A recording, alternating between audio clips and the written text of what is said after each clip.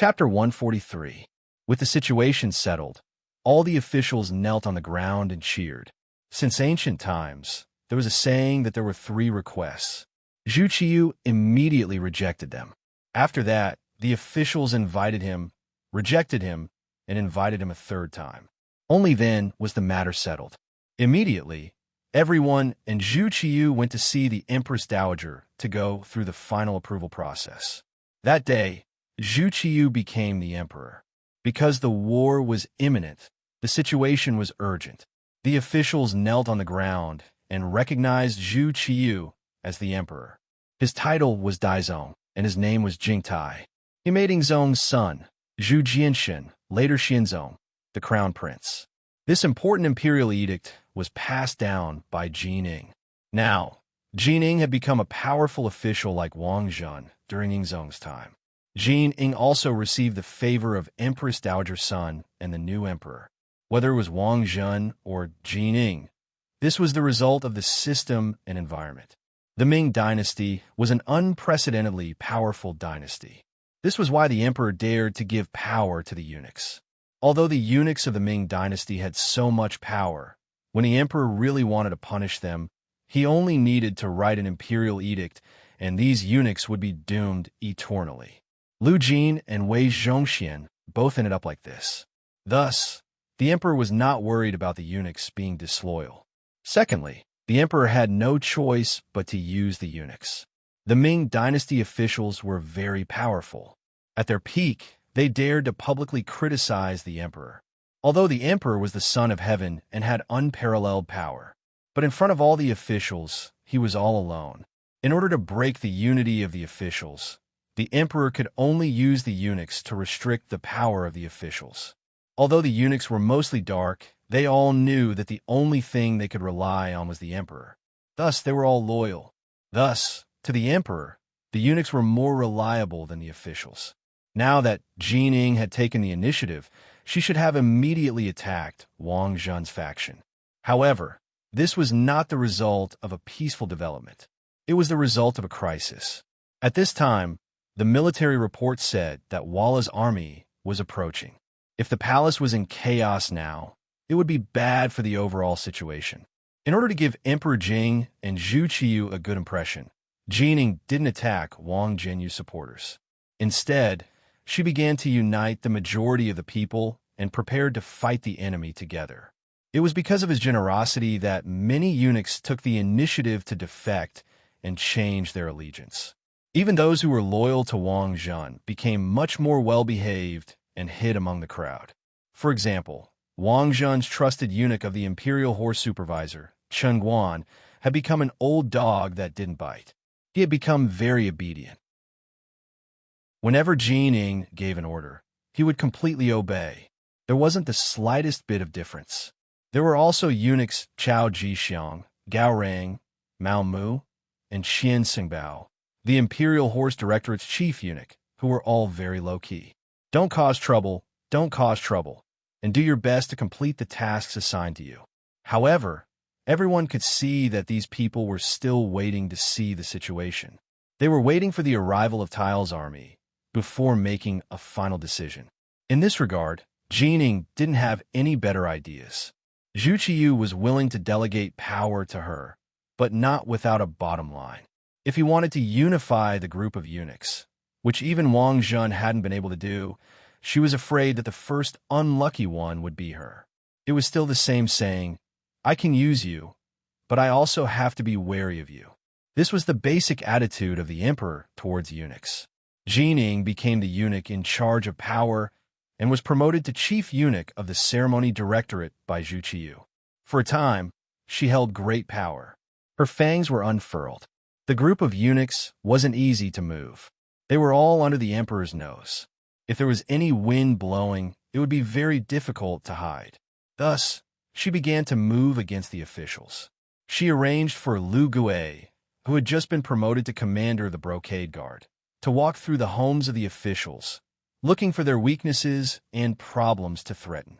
Lu Gui brought the new commander of the Brocade Guard, Han Ji, to visit the important officials one by one. The Minister of Works, Shi Pu, had originally gotten his position from Wang Zhen. After Wang Zhen fell from power, he used Lu Gui to bribe Jining to keep his position. Jinying's family also asked for stone, grass, and other materials to build a private room for Jining, and so on from the officials of the Military Preparation Office and Internal Envoy Yi Jingro. Many of the important officials were threatened. Because of this, the lighter ones were given a sum of money to settle the matter. There were even some who were directly sent to prison. As the residents of the Minister of Rights, Humang, the Hum Manor also suffered a lot from Lu Gui and Han Ji.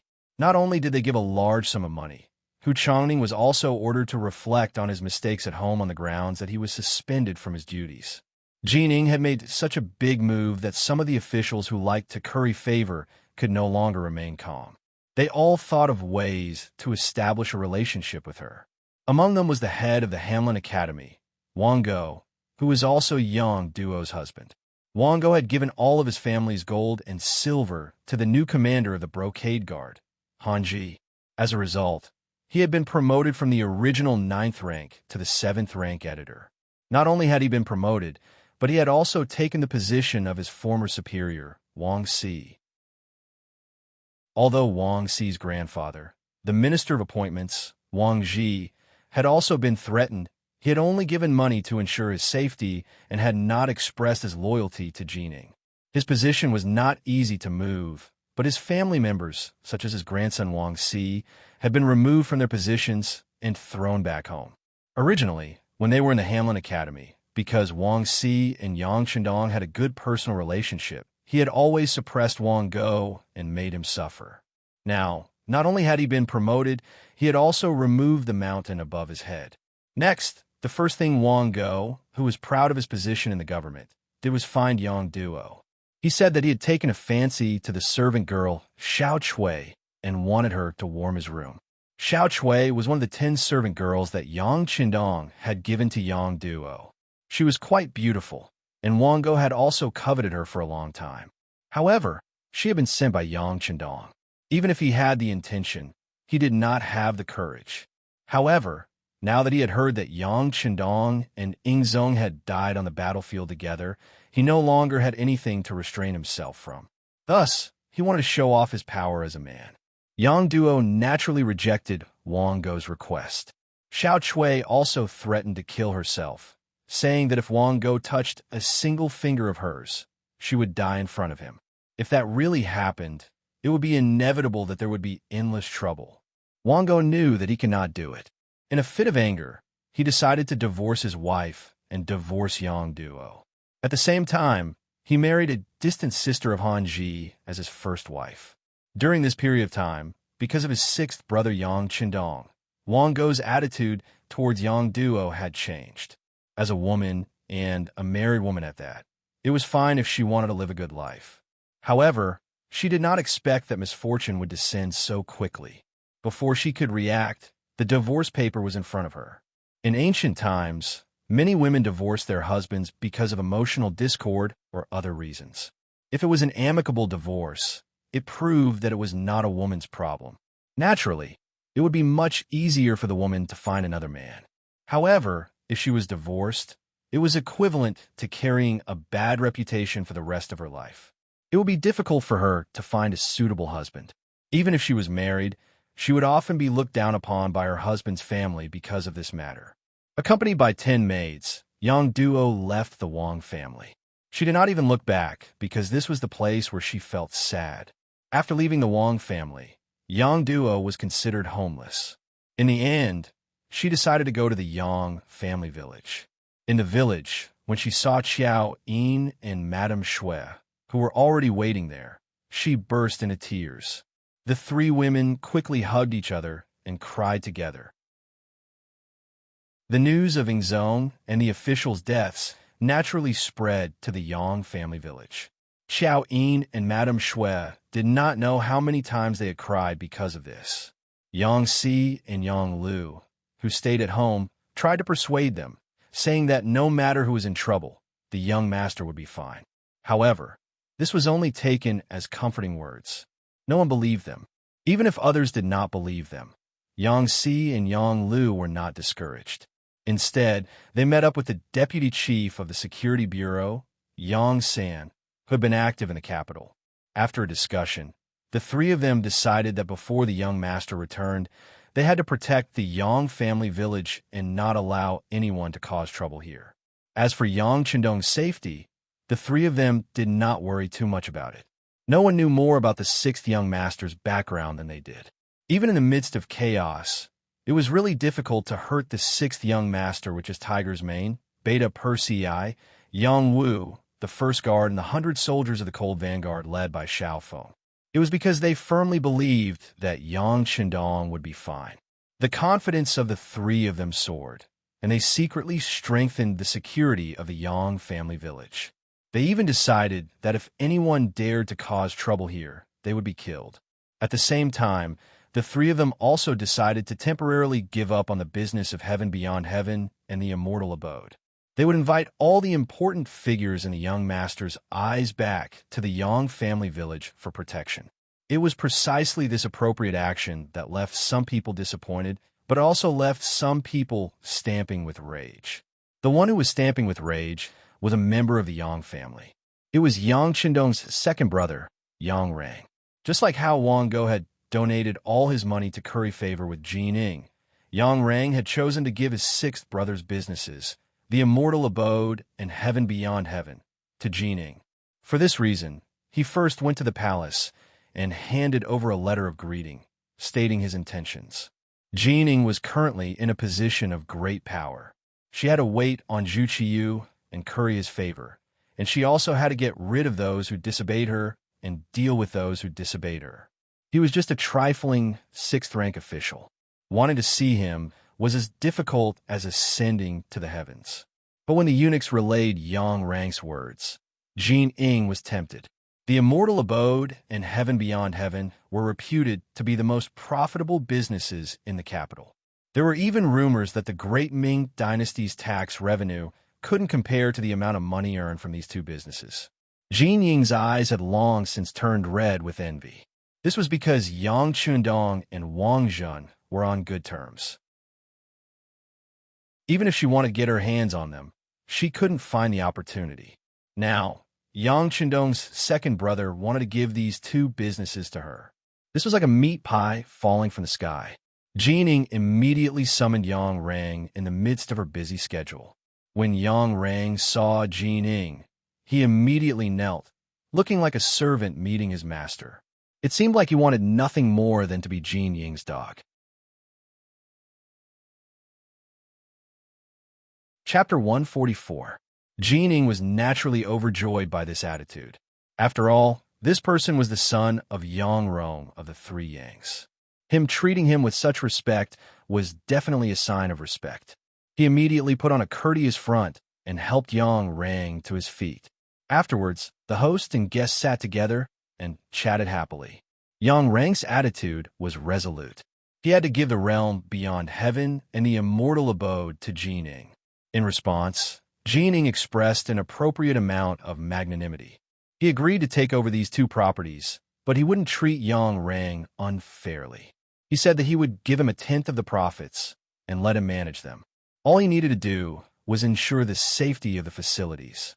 Yang Rang was overjoyed by the fact that this negotiation was not going to be taken seriously. After all, 1/10 of the profits was still a lot of money. At that moment, the two of them hit it off. In order to make Yang Rang's operation even smoother, Jin Ing even transferred 2 small banners of the embroidered uniform guards for him to use. Not only that, she also sent her servant, Zhao Xian, to cooperate with him. They had to get the deeds for these 2 places as soon as possible. Before the mission began, Yang Rang's official position was directly promoted from the 6th-rank official of the Ministry of Rights to the 4th-rank official of the Zhan Department. Although this position didn't have much authority, Jin Ing clearly stated that he could continue to be promoted after taking over the realm beyond heaven and the immortal abode. He was suddenly promoted from rank 6 to rank 4. This was a qualitative change. Yang Rang's eyes were filled with hope. He even believed that he would have to rely on himself to develop the Yang clan. As for whether or not he'd gotten everything because he'd thrown in his lot with the eunuchs. Once he succeeded, Who would care about asking so many questions? After leaving the imperial palace, the group of 20 headed straight for the immortal abode. However, when they came here excitedly, they were faced with a closed door.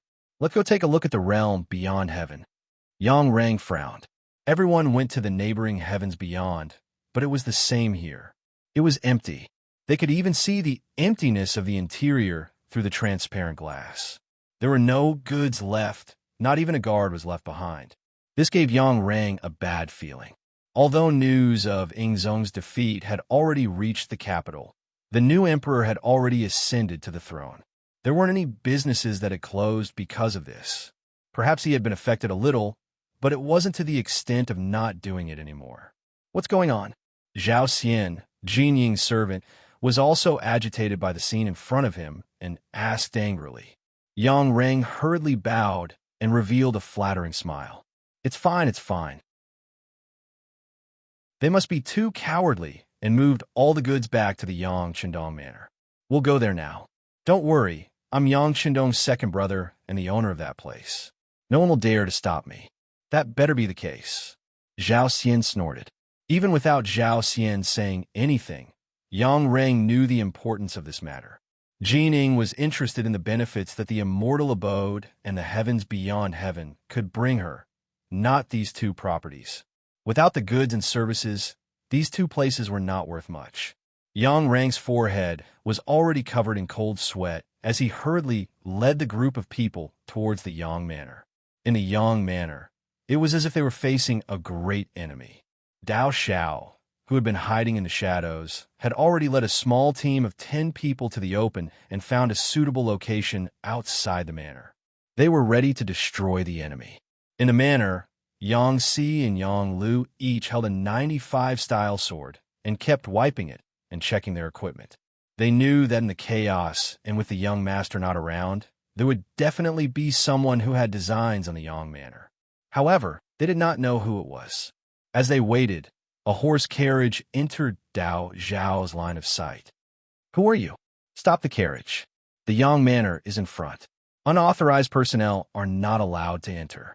Dao Xiao jumped out from the bushes by the road and stood in the middle of the road.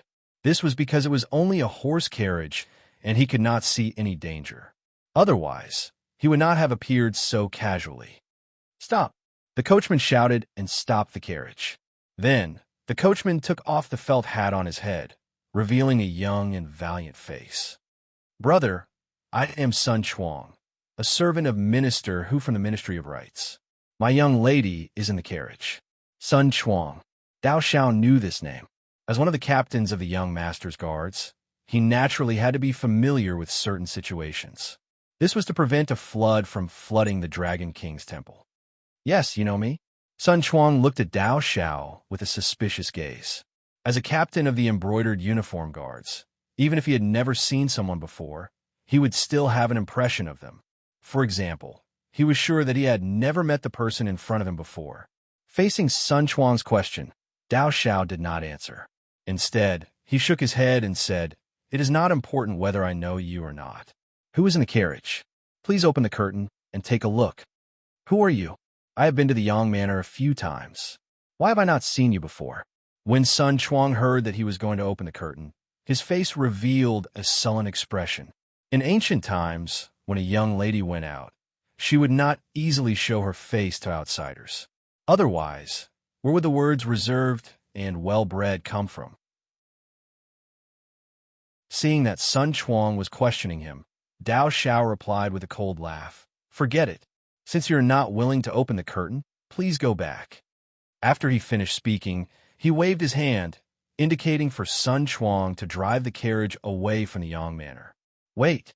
At this moment, a woman's voice came from the carriage.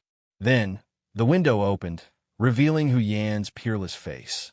However, at this moment, her face was filled with anxiety.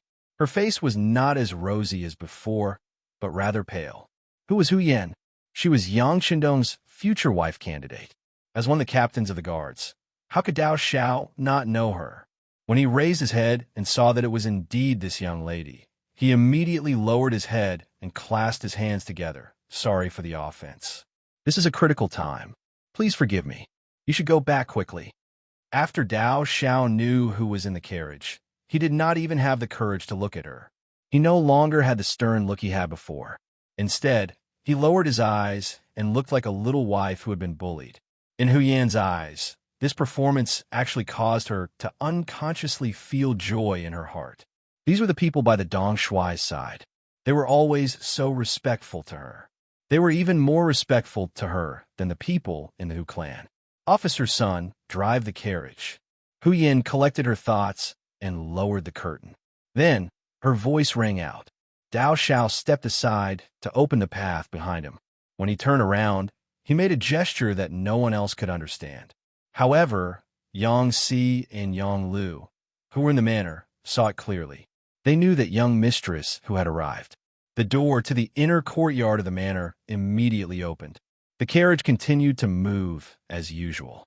In the carriage, Xiao Qing hugged Hu Yan's arm tightly and said with a worried tone, "Young lady, we just left the Hu clan like this. Will Master be angry if he finds out?" "So what if he's angry? I was born to be the Dong Shuai's woman and die to be his ghost. If he wants me to go back, he can only do it as a corpse," Hu Yan said with a determined expression.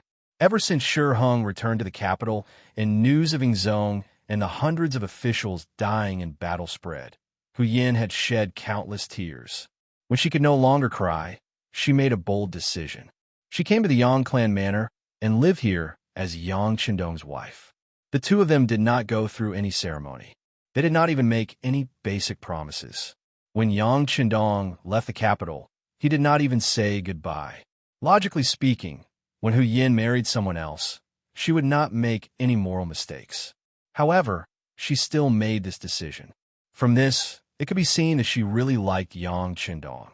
She did not covet his ability to earn money and wanted to become a rich wife.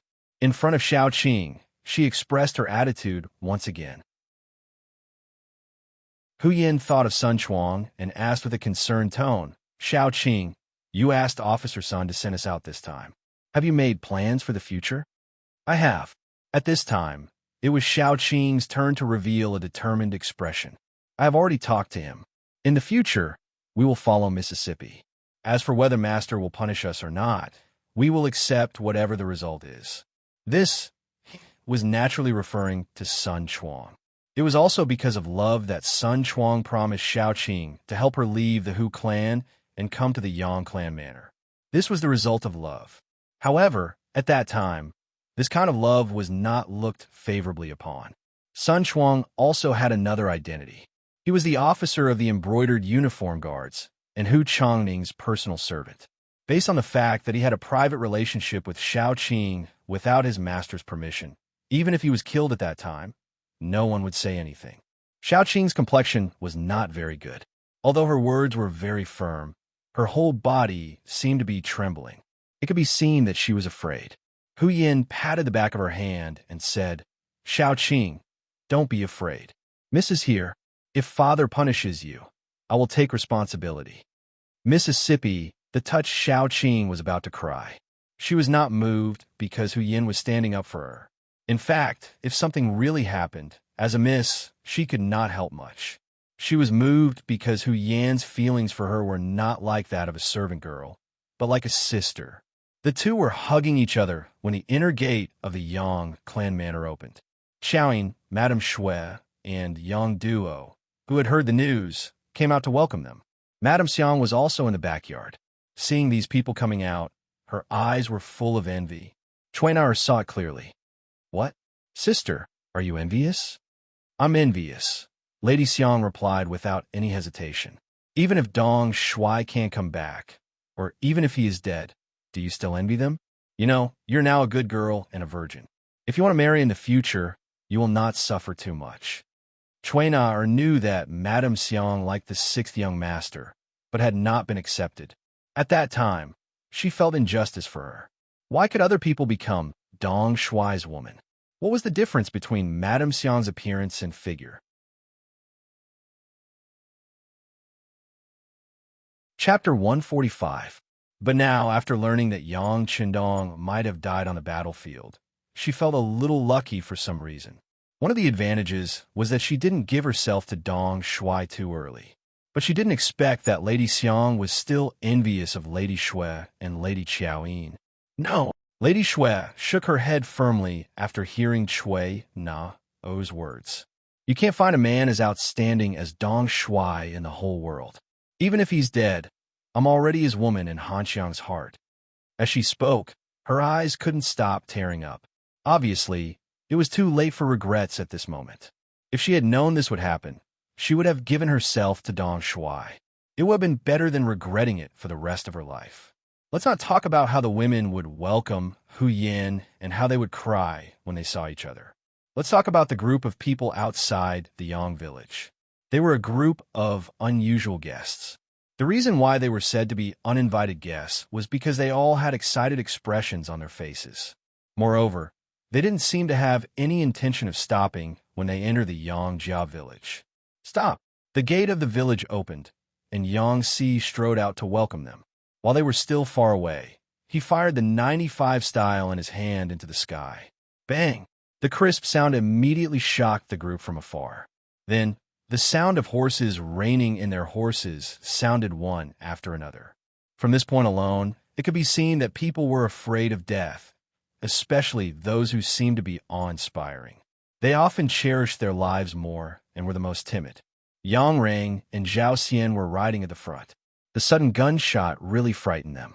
They reined in their horses in a hurry and almost lost control of their bodies and fell from their horses. Twisting their bodies, they dismounted from their horses. Their faces were as unsightly as they could be. When Zhao Xian's feet finally landed safely on the ground, he pointed to the front with a flustered and exasperated face and said, "Who are they? How can they have firearms in their hands? Where are the laws of the great Ming dynasty?" It was no wonder that Zhao Xian was so angry. Firearms were important weapons of the imperial court, and they wouldn't be shown to people easily. Even the 3 firearm battalions were very strict with the management of firearms. Unless they had the special permission of the emperor and the Ministry of War, it was difficult for anyone to take them out. But now this thing had unexpectedly appeared in the Yang village. How could they not be shocked, angry, and indignant? The more Yang rang, the more angry he was. But he didn't know these things. In order to calm Yang's anger, he kept nodding and said, "Mr. Zhao, don't be angry. I'll ask them what's going on." As he spoke, Yang Rang turned to look at Yang Si, who was standing at the entrance of the Yang family's inner courtyard with a firearm. Instead of acting like a grandson, he roared like a master. "Who are you? How dare you block our path? Do you know who I am? I'm Stingzime. What's the reason for entering the village without permission?" Facing the imposing Yang Rang, Yang Si naturally wasn't afraid, even though he had already recognized that this person was the 6th young master's second brother. But at this time, he had brought so many embroidered uniform guards with him. His purpose was as clear as day. With regard to his own brother trying to steal the 6th young master's wife, he was no longer a member of the Yang family in his eyes. So why should he be polite? Yang Rang heard that he was just a servant, and it sounded so sarcastic. Since when did a servant dare to show off in front of his master? He didn't know how his 6th brother usually managed things. How could he not distinguish between master and servant? Humph! How dare a little servant hold a firearm? Let me tell you, you've already violated the laws of the great Ming dynasty. Now kneel and beg for mercy. For the sake of my 6th brother, I'll only kill you. I won't implicate the others in the village. Yang Rang seemed to be magnanimous, but unknowingly, he had already placed himself in the position of the head of the Yang family village. When the other servants heard their master's words, they must have been terrified. But this was Yang Si. He even beat up the messenger of the Walla. How could he shrink back because of these words? He first shook his head, and then with a trace of disdain in his eyes, he said, "First, how I got the firearm is none of your business. Second, a man can only live standing, not kneeling. Third, nothing will happen to the 6th young master, let alone die. Your so-called 6th brother is simply nonsense." The rebuttals entered his ears one by one. Zhao Xian's expression changed greatly, and he added fuel to the fire. "Master Yang, are these the servants of the Yang family? How can they be so rude?" Zhao Xian's words were like a heavy hammer, and Yang Rang's face was as red as a monkey's butt. Ever since he was a child, no one had ever insulted him like this since he learned that he was Yang Rong. But now, in front of a servant, and in front of a servant of the Yang family, he was being laughed at. How could he hold back his anger? Immediately, he looked at Yang Si with eyes that were spitting fire. As the second master of the Yang family, I order you to kneel and beg for mercy immediately. Otherwise, I'll exterminate 3 generations of your family. He even said something like exterminating 3 generations of his family. It could be seen how angry and hateful he was at this moment. If looks could eat people, Yang Si would have been eaten by Yang Rang countless times. Yang Rang roared furiously. At this time, Yang Rang did not look like a scholar at all. Looking at him, it really gave people a terrifying feeling. Yang Si was not an ordinary person, let alone an ordinary person. If shouting could make him submit, then Yang Chendong's previous hellish training would really be useless. At this moment, he was completely unfazed by Yang Rang's towering rage. He was still as calm and collected as ever, as if these words were not directed at him. He was just a bystander watching others put on a show. Seeing that Beta Persei was so angry, but the person opposite him did not have the slightest intention of retreating, Zhao Xian did not put his hopes on him. Instead, he turned to the brocade guards beside him and said, "Go, I'll leave this place to you. Since some people don't know what's good for them, there's no need to keep them." Zhao Xian's murderous intent was out, and he decided to suppress everything with bloody martial arts. Perhaps there were times when reasoning was useless. Whoever had the bigger fist would be the one who had the final say. However, the one who had the biggest fist was not Zhao Xian, but Yang Si, who held the 95 style. Ever since he followed Yang Chendong, he rarely had the chance to touch a gun. After all, once a gunshot was heard, it would inevitably attract the attention of all parties.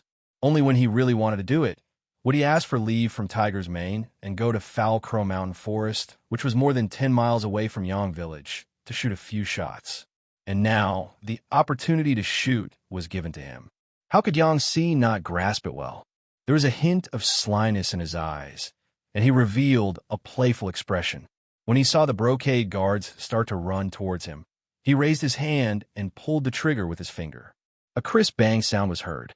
The second gunshot caused the embroidered uniform guards who were running forward to stop. Based on their instincts, they knew that there was danger ahead. What are you afraid of? He's only one person with a firearm. There's so many of you. How can that firearm fire continuously? Zhao Xian's shout came from behind. Although he was also very curious, he did not see Yang Si fill the gun with gunpowder and fire a second shot. However, relying on the fact that there were so many people, he still shouted with full confidence. His shout seemed to have given the embroidered uniform guards courage. Thinking that the opponent was indeed only one person with a firearm, and that there were more than 20 of them, what was there to be afraid of? After looking at each other, they gathered their courage and continued to run forward. Yang Si's mouth slightly twitched. He was clearly very happy, but he still pretended to be helpless as he muttered, "You forced me to do this. Then let's see who's stronger and see if there are people in this world who aren't afraid of death." The 95 style was raised, and it was a stark contrast to the previous frivolous attitude. At this moment, Yang Si was incomparably serious. His eyes were like an eagle's as he stared at the leg of the brocade guard running at the front. His right index finger lightly moved, and his shoulder was rebounded by the recoil of the firearm. In the next second, the bullet spun out of the barrel and accurately landed on the thigh of the brocade guard. Bang! The person fell. Their coordination was extremely synchronized. Bang, bang. After this shot, Yang Si fired 2 more bullets. 3 brocade guards fell to the ground one after another. Even though they fell to the ground, they did not forget to cry out in pain. At the same time, they rolled on the ground to show what kind of pain they were experiencing. This scene also frightened the others. At this moment, the brocade guards could not help but stop. Then, it was unknown who took the lead, but after a shout, they all ran back in the direction of Zhao Xian. At this moment, Zhao Xian was also scared silly. He completely forgot to urge the brocade guards to continue their charge. This was the first time he saw a firearm that could fire continuously. Moreover, it was so accurate and so fast. All of this was beyond his understanding. The fleeing brocade guards returned to Zhao Xian's side. Then, they all looked at Yang Si with frightened eyes. It was as if he was a murderous demon. It made people afraid, terrified, and powerless. How is it? Do you still want to charge? Looking at the three people on the ground, Yang Si seemed to be very satisfied with his masterpiece. He even whistled happily.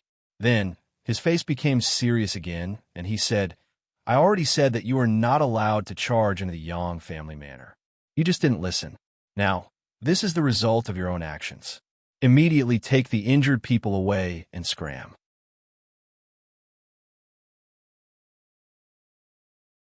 Chapter 146. Yang Si raised his hand and fired again. The bullet hit the back of Zhao Xian's saber, and the powerful force sent the saber flying. This shot also completely woke Zhao Xian up. He was so scared that he knelt on the ground with a plop. At the same time, his whole body was trembling. Taking a closer look, his crotch was wet. This was what people called peeing. There was a distance of 60 steps. Not only could the firearm hit, but it also hit with such precision. This made the other embroidered uniform guards completely deflate. At the same time, they finally knew what kind of person they were facing. Just now, they wanted to win with numbers. If it wasn't for this person showing mercy, they didn't know if any of them would be able to return alive. What are you looking at? Why aren't you taking the injured people away? Do you want to see them die? Yang Si saw that the enemy had been scared out of their wits and let out a fierce roar. This roar gave all the embroidered uniform guards a big fright. At the same time, it made them run forward again. They picked up their three injured companions who were still rolling on the ground and retreated. The shot that hit the saber completely extinguished Zhao Xian's arrogance. No one would have thought that when he finally left, he would actually bow and smile as he retreated step by step. Perhaps he had done too many bad things and was worried that Yang Si would suddenly appear behind him and take his life. When the group came, they were aggressive. But when they left, they were dejected, creating a sharp contrast. Only when they were some distance away from the Yang Manor's gate did Zhao Xian and the other embroidered uniform guards sit on the ground with a plop, gasping for breath. Thinking back to the scene just now, it was like taking a trip to the gates of hell. To be able to return alive, it was the accumulated merit of their ancestors, who knew how long they had been gasping for. After finally calming down, Yang Reng asked Zhao Xian with lingering fear, Mr. Zhao, what should we do next? He has such a powerful firearm in his hand. It seems that we won't be a match for him. Why don't we bring more people? Like you said, they only have one firearm. We have more people. As long as we rush in front of them, victory will be ours. Forget it. There is something fishy about this matter. I have to report it to Eunuch before making a decision. Zhao Xian shook his head. He saw how powerful the 9.5 was, and because of this, he became greedy. He thought about how powerful such a good firearm would be if he could get his hands on it. At that time, if anyone was dissatisfied with him, he would just raise his head and shoot them.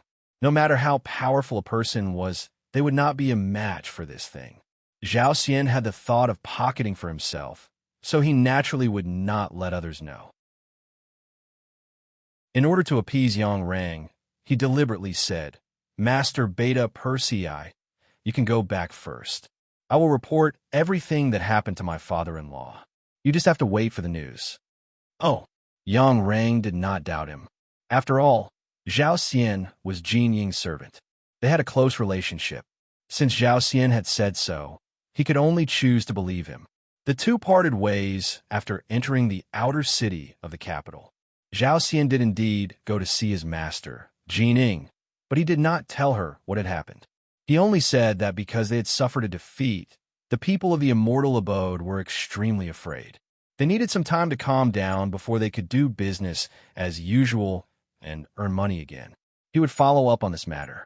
Perhaps Jin Ying trusted her servant Zhao Xian completely, or perhaps it was because she had too much work to do. In any case, She believed his words and did not ask any further questions. After leaving, Zhao Xian immediately began to search for some ruffians in the city. There is no lack of desperados among these people. As long as they were given enough money and benefits, there was nothing they did not dare to do. In just 2 days, Zhao Xian had gathered a group of nearly 50 people. After promising that if they went to the Yang family manor to retrieve something, each person would receive 100 taels of silver, these people all followed his lead and were willing to listen to his arrangements. In order to achieve a surefire success, Zhao Xian decided to take action at night. That afternoon, he led these people out of the southern part of the city to make preparations for the operation at night. Just when he thought that no one knew what he was doing, and was even thinking of offering the weapon to his master, Jining, the benefits he would receive would not be small. The people of the security bureau had been watching his every move for the past few days. As soon as they left the city gates, the news was reported to the deputy director, Yang San. As the deputy director, he was actually the leader of the security bureau. After training, Yang San had become much more mature, both mentally and mentally. As soon as he received the news, he quickly analyzed that this was a sign that Zhao Xian was about to make a move. After injuring the 3 embroidered uniform guards, the Yang clan manor had entered a state of emergency. They had even prepared for a large group of embroidered uniform guards to attack the manor. Under Yang San, Yang Si, and Yang Lu's joint plan, they even prepared a rocket launcher, a highly destructive weapon, just in case. Unexpectedly, for the past 2 days, it had been very peaceful outside the manor. After investigation, they found out that Zhao Xian had other plans. He probably did not report the situation truthfully to his master, Jining. This could be seen from the fact that he had privately spent a lot of money to move the 3 injured embroidered uniform guards together for treatment. He wanted to hide something and wanted to play a big game of chess. But what did he want to do? Yang San and the others were only suspicious. All they did was send people to keep an eye on him. Now that there was finally news, as the deputy director, he slapped his thigh and said, "This Zhao Xian's appetite is not small. He wants to destroy the Yang clan manor privately, but he doesn't know how much weight he has." Yang San was really angry. He had clearly seen the power of firearms, but he still wanted to bring 50 people to attack the manor. How bold was he? He must have thought that the Yang clan manor only had one such advanced and powerful firearm. It must be so. Even though his thoughts were so childish, he still dared to have such ambition. Such a person could not be left alive. Yang San immediately made the decision to take the initiative to attack and get rid of Zhao Xian and his group. He also hurriedly sent his suggestion to Yang Si and Yang Lu. 60 miles northeast of Shanxi, a group of people was resting in the mountains. In order to prevent others from discovering their tracks, they did not even dare to start fire. In the mountains, from a high vantage point, one could see the official road and the majestic Zijing Pass not far away. Naturally, they saw the Walla army knocking on the pass. Why are there enemies here? Could it be that our great Ming has fallen into the hands of the enemy? In the crowd, Zhu Qizhen, who was wearing a tiger's armor, looked very miserable with his hair disheveled. At this moment, when he saw the Walla army that was breaking through the pass, there was a hint of fear and worry between his brows. Ever since he was saved by Yang Chendong, Zhu Qizhen's courage had become much smaller. Along the way, he encountered a few small Walla teams. The scene of them fighting and killing the enemy made him see the fragility of human life. Even though they were all killed by the cold front led by Xiao Feng from a distance, every time they cleaned up the battlefield, when they walked up and saw the various miserable conditions of the corpses, it still hammered his heart time and time again. In the imperial court, in the palace, he would sometimes receive military reports saying that there was a rebellion at a certain place, that there was an enemy at a certain place, and that many soldiers had died in the process. But that was just a number that was forgotten after hearing it. How could it have such a deep impression? He had seen too many scenes and seen too many dead people. Zhu Qizhen secretly decided that he would just obediently stay in the palace in the future. It was more appropriate to leave the matters of war to the generals. An emperor who was skilled in both the pen and the sword sounded good, but it was not so easy to do it. Most importantly, he was not made for this. Along the way, Zhu Qizhen saw himself more clearly. This was something that Yang Qindong did not expect. With history already beginning to change, no one knew if this change in Zhu Qizhen's mental state was good or bad. It was also because of Zhu Qizhen that this group did not travel very quickly. This was especially true after passing through Yuzhou and getting closer and closer to the capital. This was not because he was afraid of returning home. It was simply because he knew that he was safe. As the emperor, Zhu Qizhen had begun to put on airs. In the absence of any threat to his life, his body began to rebel and display various signs of discomfort. As he walked faster, his body began to develop all sorts of small problems. They were no longer on the run, so no one could forcefully do anything to the emperor. They could only carefully accompany him. However, they had only traveled less than 100 miles in 3 days, and this was under the condition that they were riding on healthy horses. This ant-like crawling speed made Yang Qindong extremely anxious. In the Battle of the Tumu Fortress, Yang Qindong did not interfere too much, or perhaps it could be said that he did not have the authority or opportunity to interfere too much. Only when the situation was settled and chaos descended did he strike with lightning speed to complete his plan. Yang Qindong, who had long known what would happen, had calculated everything beforehand and made all his arrangements come into use. At present, everything seemed to be going according to plan, and everything seemed to be going smoothly. But Zhu Qizhen's speed was truly beyond his expectations. If this continued, it would take at least 7 or 8 days, perhaps even longer, to reach the capital. He had always been worried about the safety of the people in the Yang clan manor, so he decided that he could not wait any longer. He had to strike ahead of time. Passively waiting had never been something that Yang Qindong was willing to do. Even though the Yang clan manor had Yang Si, Yang Lu, Dao Xiao, and the others, as well as the Phantom Sniper Squad in the shadows, they were still a force to be reckoned with. With these people, unless an army invaded, ordinary attacks would not be able to harm them. But there was always an exception. History had long ago proven that unexpected things would happen from time to time. In order to avoid the possibility of an accident, he needed to return to the capital as quickly as possible.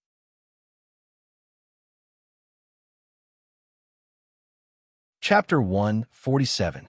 Your Majesty, it has been nearly half a month since we left the Tumu Castle. We have been very safe with the protection of the mercenaries. But after all, outsiders don't know our situation, and in order to avoid being hunted down by the Walla, we deliberately did not get in touch with the outside world. Now that so much time had passed, the situation in the capital was truly worrisome. I will be the vanguard and return to the capital first to tell the officials that your Majesty is fine, so they can be at ease and stabilize the court. After thinking about it again and again, Yang Qindong finally decided to leave first and did not travel with Zhu Qizhen, who was crawling like a snail. Yes, we need someone to report back in advance. Although Zhu Qizhen's body was not in good condition and he did not have enough exercise, his head was not injured and he was still very clear-headed at this time. He naturally knew that the news of him being fine had to be reported back first. Otherwise, who knew what would happen after a long time? But it was very important who to send back. After all, these powerful mercenaries were invited by Yang Qindong. If he was not there, who could take care of the situation if there was a problem?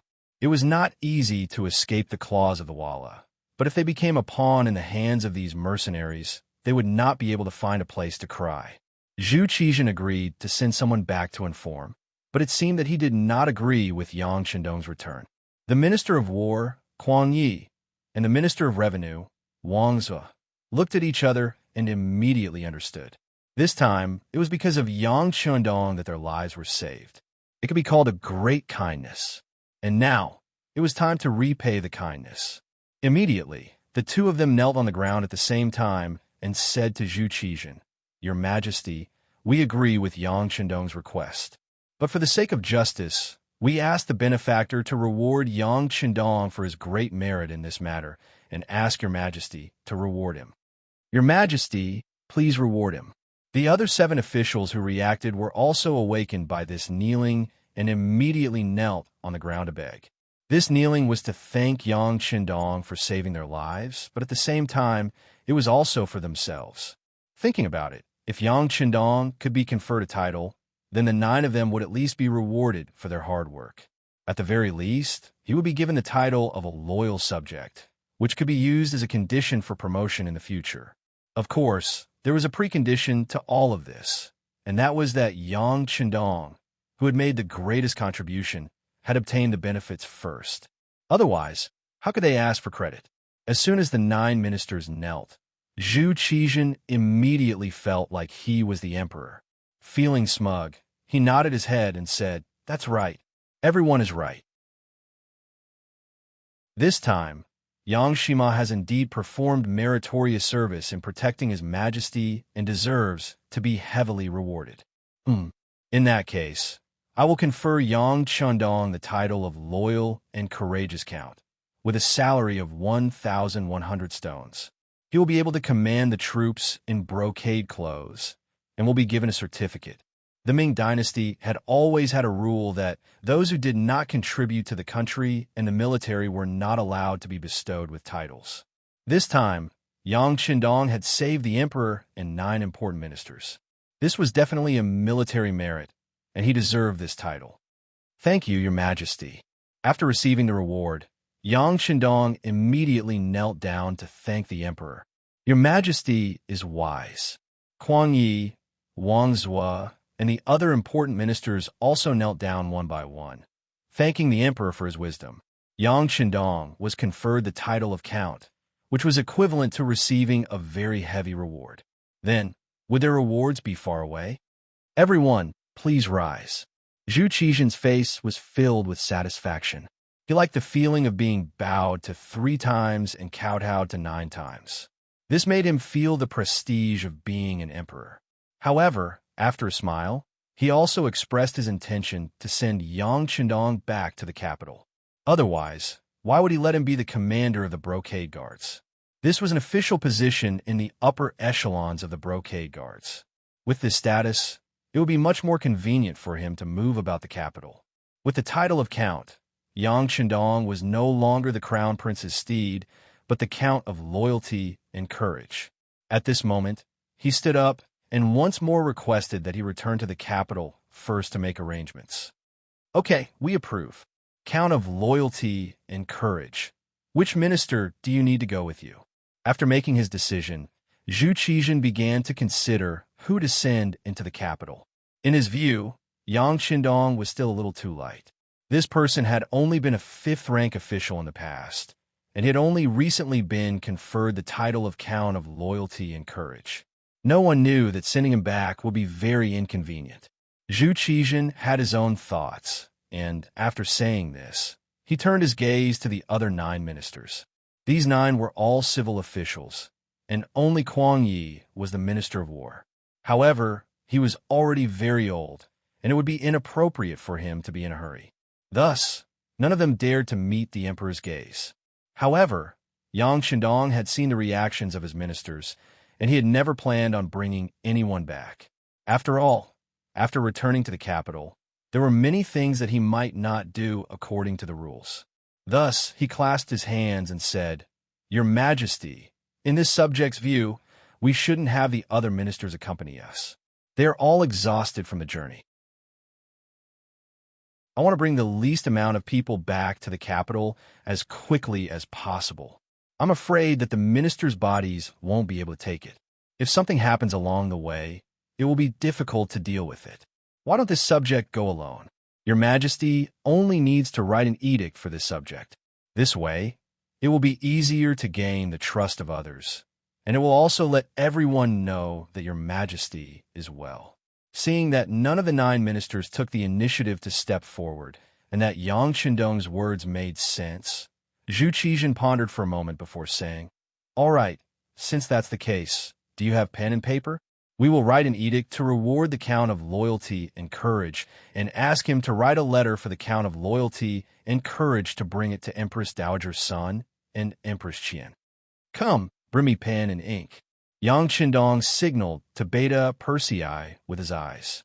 Beta Persei immediately responded, and then took out the pen, ink, paper, and inkstone that he had prepared in advance from the bag behind him. In such an environment, Yang Qindong was still able to bring these seemingly useless things.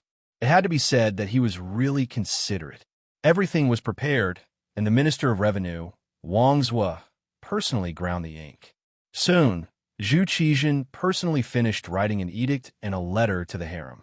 Yang Qindong held the letter with the ink still wet and named more than 30 people. Among them were the first guard, Qiu Vi, Tiger's Mane, Beta Persei, and others who had been hiding in the cold front. Only Xiao Feng and 70 people were left behind, and Yang Wu was left behind to protect the emperor. Before leaving, Yang Qindong deliberately gave Xiao Feng a look that no one else knew. Even if Xiao Feng was a mercenary and came for money, that was anyone who had money could use it. With Yang Qindong's understanding of Zhu Qizhen, he would definitely contact Xiao Feng if he had such an opportunity. He didn't do so before because of his face. Now that he had left, some words could naturally be said. This was probably the main reason why Zhu Qizhen agreed to let Yang Qindong go first. The night was dark and windy. It was the perfect time to kill. The night was not bad. There was wind, but it wasn't strong. It was so dark that one couldn't even see one's fingers. This kind of night was the best time to do some evil deeds. Zhao Xian slowly moved towards the Yang village with the 50 men who were willing to die that he had recruited with a large sum of money. Although Zhao Xian was Jin Ying's servant, he was an ambitious person. He wanted to act alone and obtain great merit. Once he obtained the firearm that could fire continuously and accurately, he would be able to present it to his master, Jin Ying. It would only be a matter of time before he would be blessed with great fortune. He naturally had his reasons for not reporting this to his superiors and not mobilizing a large number of embroidered uniform guards. Firstly, he was afraid that the merit would be divided. Secondly, he was worried that if too many people appeared and caused too much of a commotion, the other party would eventually destroy the exquisite firearm. If that was the case, there was no need to mobilize a large force just to destroy Yang village without their master, Yang Qindong. With the idea of obtaining great merit, Zhao Xian and the 50 people moved toward Yang village in the dark night. As they moved forward, they didn't pay much attention to concealment and formation. After all, they were at least 10 li away from Yang village. The night was so dark that they couldn't think of any reason for them to be discovered or be in danger. However, they didn't know that 3 li ahead, at a fork in the road that led to Yang village, the ghost sniper squad was waiting for them. After receiving the news that Zhao Xian was going to act, the Yang village was in an uproar. What others didn't expect was that the focus of the argument was actually who would lead the troops. The strength of an army depended on its morale. Even if it was a well-trained army, it would only be a defeated army when its morale was completely gone. Previously, there was no lack of elite troops from the Ming dynasty in the Tuma Castle. Many of them were even left behind by the Ming dynasty's Emperor Zhu Di. However, after losing their morale, weren't they still unable to withstand a single blow? Not to mention how hard the Yang Xie's new army trained and the price they had to pay to become a qualified cold vanguard. In terms of morale, no one could compare. Among them, the fiercest were the second guard's Captain Dao Xiao and the ghost sniper squad's captain Bai Zhua. The two of them led a team of 10 and 20 people respectively. In Yang Qindong's eyes, they were the elites of the elites. They were two sharp fists. Now that there was a mission, these two fists wanted to attack. They wanted to obtain merit and perform better. However, in the end, the one who won was Captain Bai Zhua. It was not for anything else, but because before Yang Qindong left, he had said that he had some secret things to do. The first was the ghost sniper squad. This was because this was a hidden army that could attack the enemy from a long distance and not be discovered. The so-called hidden army referred to the fact that they could achieve the goal of being invisible to a certain extent. Before others could discover them, they would be eliminated.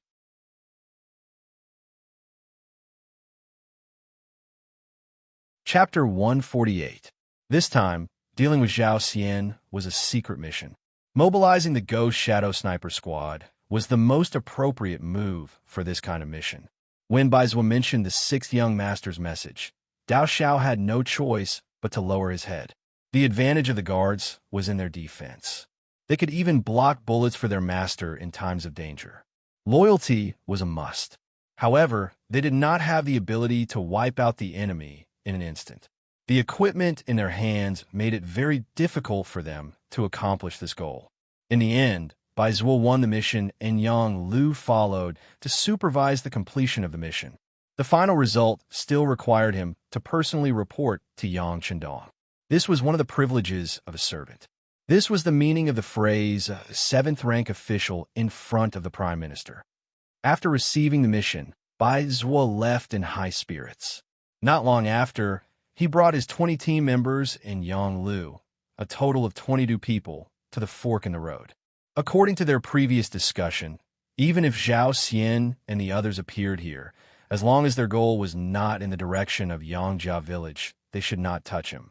After all, the sixth young master was not here.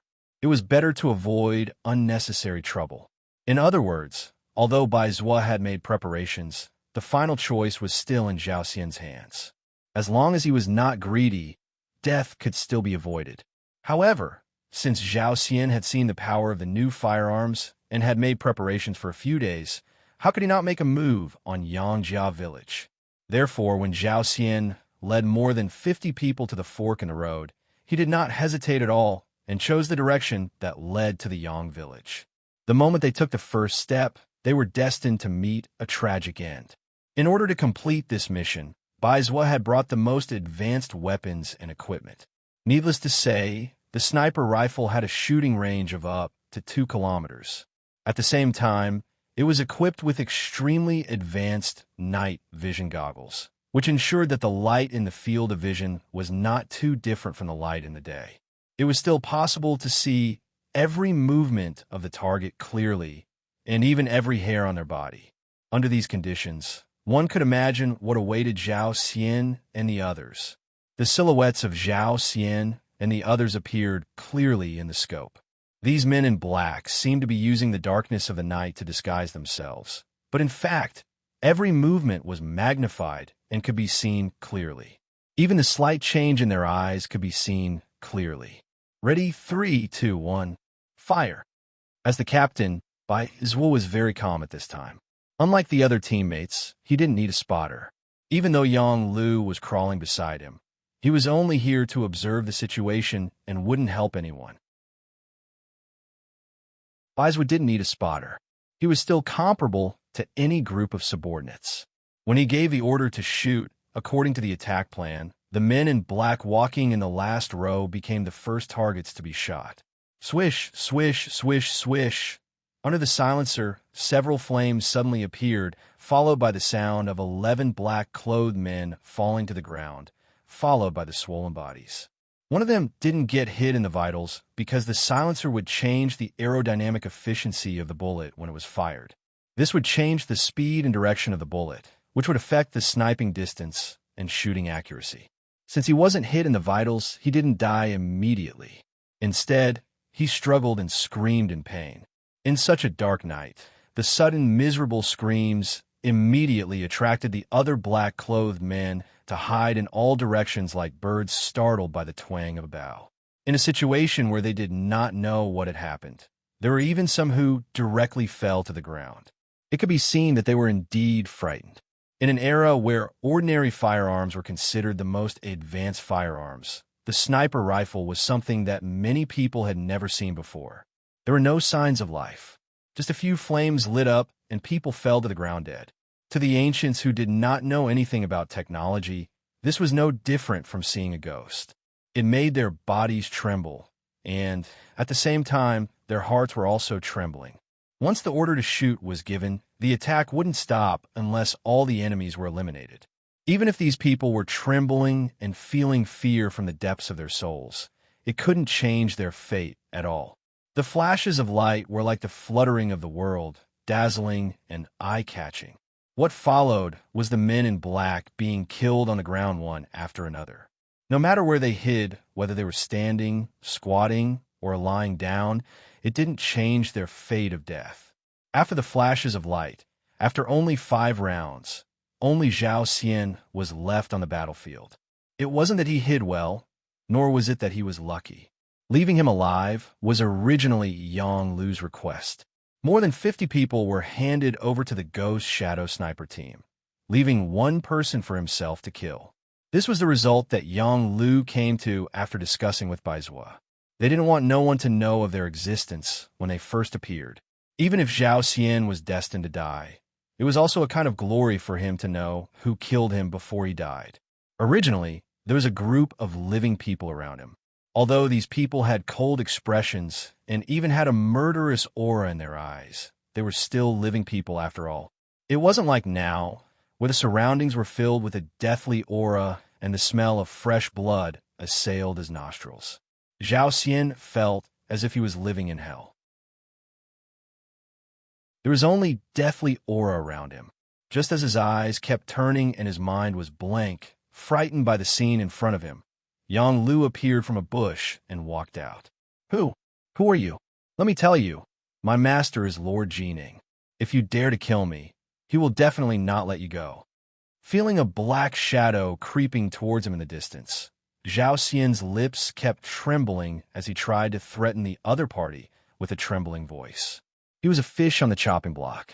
At this moment, Zhao Xian's voice was so weak and pale that it didn't pose the slightest threat to Yang Lu, who was getting closer and closer.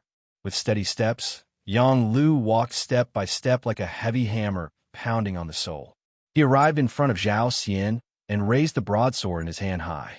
Kid, I'll give you a benefit before you die. I'll let you be a ghost that knows the truth. Since you've offended the 6th young master, death is your only fate. You're from the Yang village? No, that's impossible. Your master is already dead, and you still dare to offend Lord Jining. You're all destined to die. At this moment, Zhao Xian finally regained his senses and realized Yang Lu's identity. He then shouted hysterically. Unfortunately, no matter how much he shouted, he couldn't change the outcome. As Yang Lu raised his broadsword high and brought it down, a bloody head flew into the air. Zhao Xian was dead. When he died, his widened eyes seemed to express the unwillingness in his heart. He finally knew how powerful the Yang village was. He knew that the Yang village had more than one powerful firearm. He knew that the Yang village was not to be trifled with and was powerful. If he had another chance to choose, he definitely wouldn't have brought his men to the Yang village to steal the credit. Instead, he would have brought a large group of embroidered uniform guards to the Yang village. He didn't believe that the people of the Yang village would dare to resist against the embroidered uniform guards. Zhao Xian really didn't understand the people of the Yang village. They were soldiers of the new era and were particular about obeying orders. As long as it was an order from Yang Chendong, even if they knew that there was a sea of fire in front of them, no one would frown when advancing. Even if the Imperial Secret Service really came, what they needed to do was to actively counterattack without the slightest hesitation. Zhao Xian was dead. He died without any signs of life. As the master, Jining didn't know it all. He really had too many things to do. Wang Zhen still had many remaining supporters to deal with. After all, Wang Zhen had covered the sky with one hand all these years. Whether it was in the palace or outside, he had accumulated too much power. It would take a lot of time to get rid of them. Other than Wang Zhen, there were many people who had to be dealt with in time. Before Zhu Qizhen left the capital, he had ordered Zhu Qiyu to stay in the capital. The court affairs would be handled by Jining, another eunuch, Xing In, the Minister of Personnel, Wang Ji, and the Prince Consort, Jiao Jing. Wang Ji and Jiao Jing were easy to deal with. When faced with an extreme situation, the first thing a scholar would think of was self-preservation. As long as he didn't threaten the lives and interests of these people, they would stay put and watch everything with the attitude of watching a tiger fight from the top of a mountain. Xing In, on the other hand, had first served Empress Dowager's son, then Empress Qian. With the Empress's support, he wasn't easy to deal with. Moreover, they were all eunuchs, so it was easy for them to guess each other's thoughts. As for the Xing, an eunuch, Jining wanted to negotiate first. Although Zhu Qiyu had already ascended the throne and become the substitute emperor, it was clear that he still respected his sister-in-law. If he made a move against Empress Qian's people, he had no idea what would happen if he was sued. It was precisely because of Wang Jinyu's faction and Xing En's presence that Jin Ying completely forgot about her servant Zhao Xian. 4 days later, everyone in Wang Jinyu's faction had been captured and killed. Aside from those who had escaped, most of them had been eliminated. Moreover, the negotiations with Xing En had gone smoothly. Everyone had reached an agreement to mind their own business. Only then did he remember the matter of the immortal abode and sky beyond heaven. He immediately ordered someone to find Zhao Xian. After learning that Zhao Xian hadn't appeared for several days, he summoned the second master of the Yang clan, Yang Rang. He wanted to ask when these properties would become his. The palace eunuchs came to Yang Rang's residence and led him into the palace. Yang Rang's face lit up with joy.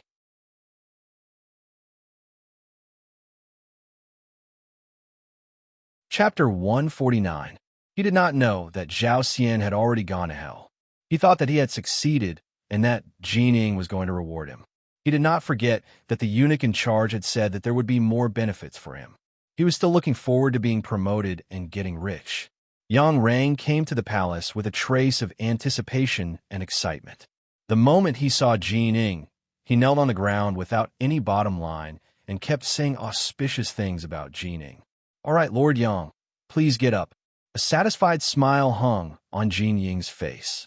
What he loved the most was to see those high and mighty so-called pillars of the country, the aristocratic families, kneel down and salute him. It gave him a great sense of accomplishment. Yang Rang thanked him profusely and stood up again. Then, he stood there respectfully with a bashful smile on his face. "Lord Yang, this time I called you here to ask you, do you know where Zhao Xian is now? And what happened when you went to the Yang village that day?" Jin Ying's question made Yang Rang's heart tremble. He had thought that the matter had been resolved. Unexpectedly, it was not the case at all. Zhao Xian had actually disappeared.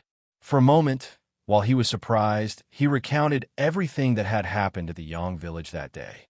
At first, Jin Ying listened carefully. However, the more he listened, the more complicated his expression became. As the master, he knew very well what kind of person Zhao Xian was. He was a person who rejoiced in grandiose achievements. It was only because he was very loyal to him that he was still used by him. Thinking that now that he had great power in his hands, he thought that the matter that was given to him would not go wrong. However, he had never imagined that things would turn out like this. He had a feeling that Zhao Xian's life was in danger and that this matter must have something to do with the Yang village. "Lord Yang, you said that when you went that day, the servants of the Yang village had an unknown firearm and that it was very powerful. Is that so?" Jin Ying thought of the crux of the matter. This was probably the result of Zhao Xian's selfishness. "That's right, eunuch Jin. Those firearms are very powerful. Not only do they have great lethality, but they are also very accurate. Most importantly, those firearms can fire continuously. It's not something that our great firearms camp can compare with. When I saw it, I was also very curious." All right.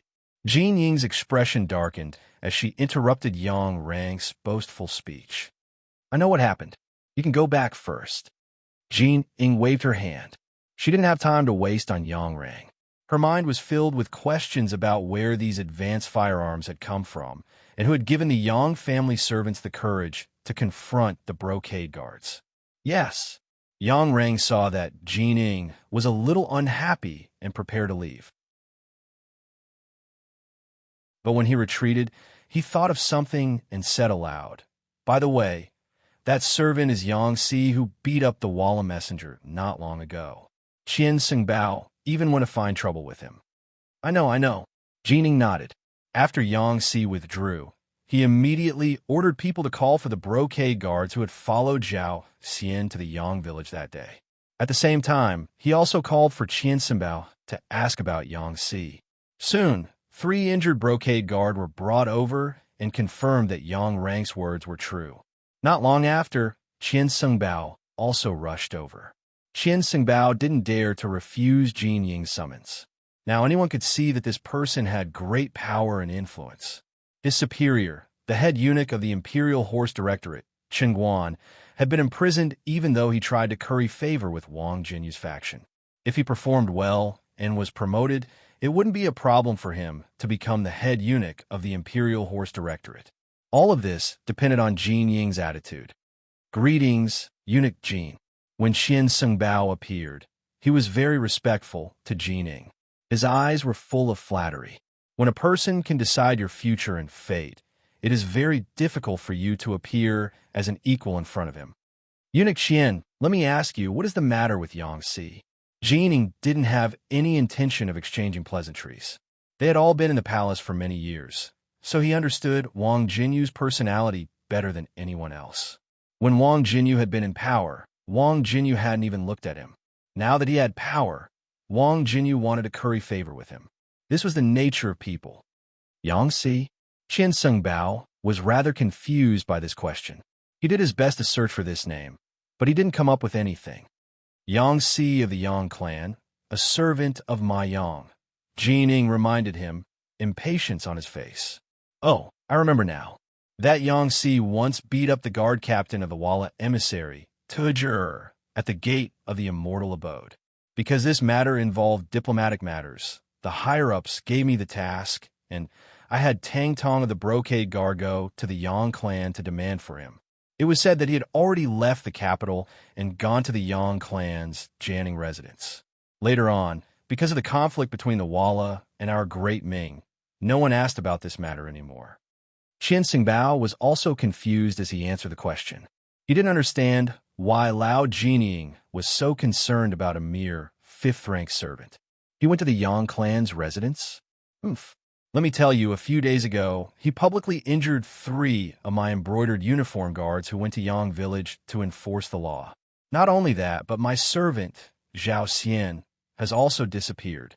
I suspect that this has a lot to do with Yangtze. As Jin Ying spoke, he let out a soft snort, expressing the dissatisfaction in his heart.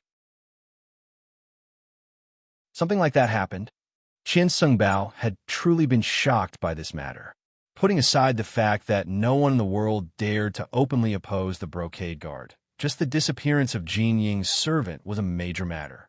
Based on this, the Yang village was doomed this time. After knowing Jin Ying's intentions, Qian Sungbao understood what he had to do next. He immediately took the initiative and said, "Don't worry, Eunuch Jin. I will bring some people to the Yang clan and bring the criminal over. At the same time, I will search the place to see if I can find Zhao Xian's whereabouts." Very good. Seeing that Qian Sungbao understood his intentions, Jin Ying's expression eased. Go ahead, but you must be vigilant. There is news that the other party has a new type of firearm with great destructive power. You must bring more people with you. Also, bring Mao Mu with you. In the past, when Wang Zhun communicated with the Yang clan, he relied on this person. Let him reason things out first. It's best not to make a move if possible. Of course, Jin Ying wasn't someone who bemoaned the state of the universe and pitted the fate of mankind. He didn't have the slightest intention of being soft-hearted when it came to the lives of the Yang clan people. He was worried that the advanced firearm would be destroyed, so he wanted to use the method of peace talks to resolve the matter. Qian Sungbao left after receiving his orders.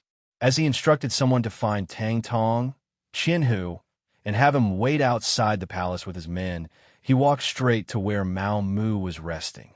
Mao Mu was the last-ranked eunuch in the ceremony directorate. Previously, he had been living a very glorious life, but now he was like a rat on the street, hated by everyone. Speaking of eunuchs, there were too many differences between them and ordinary people. Their jealousy was several times greater than that of ordinary people. The thing they couldn't stand the most was others having a good time. Perhaps it was because of their bodies, but they were more passionate about power and money. Whenever they had the chance, they would always try to get some benefits for themselves. And when they had the chance to step on others, they wouldn't be soft-hearted at all.